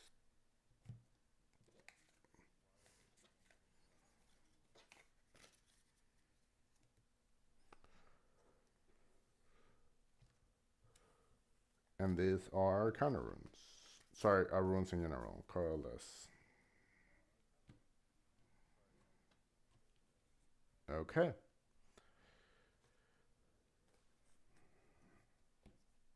Let me put this to the side.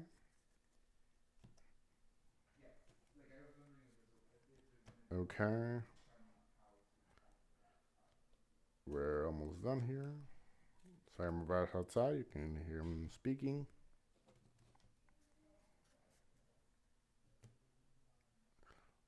One quick glance again to our hollow pool. And then we can go home.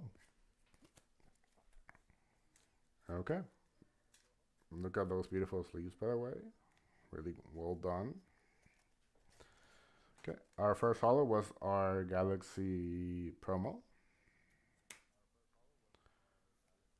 A full art hollow rare Centaur.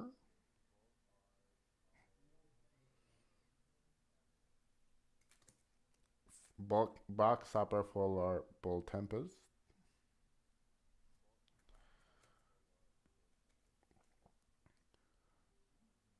Hollow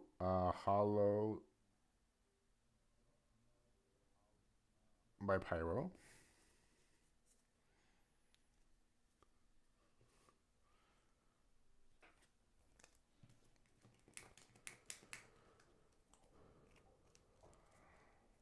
Hollow rare Stratoma.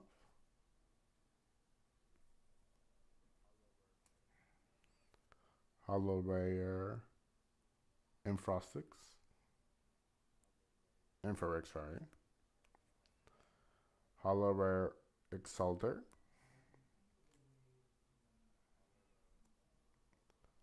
Hollow rare Gatavolt.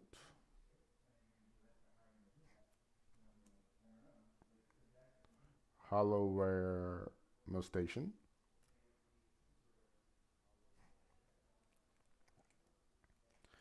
Hollow rare Bull Tempest.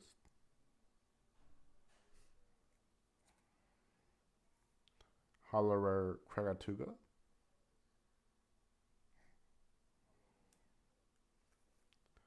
Hollow rare Leonite.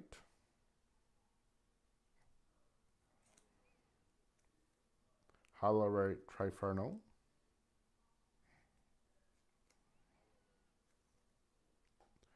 Hollow rare Imperial.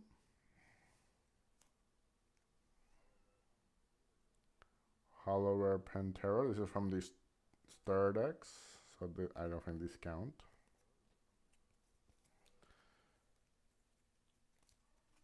And then for our hollow runes, Pandora, Rise from the Ash, Circle the Sky, and Nectar of the Gods.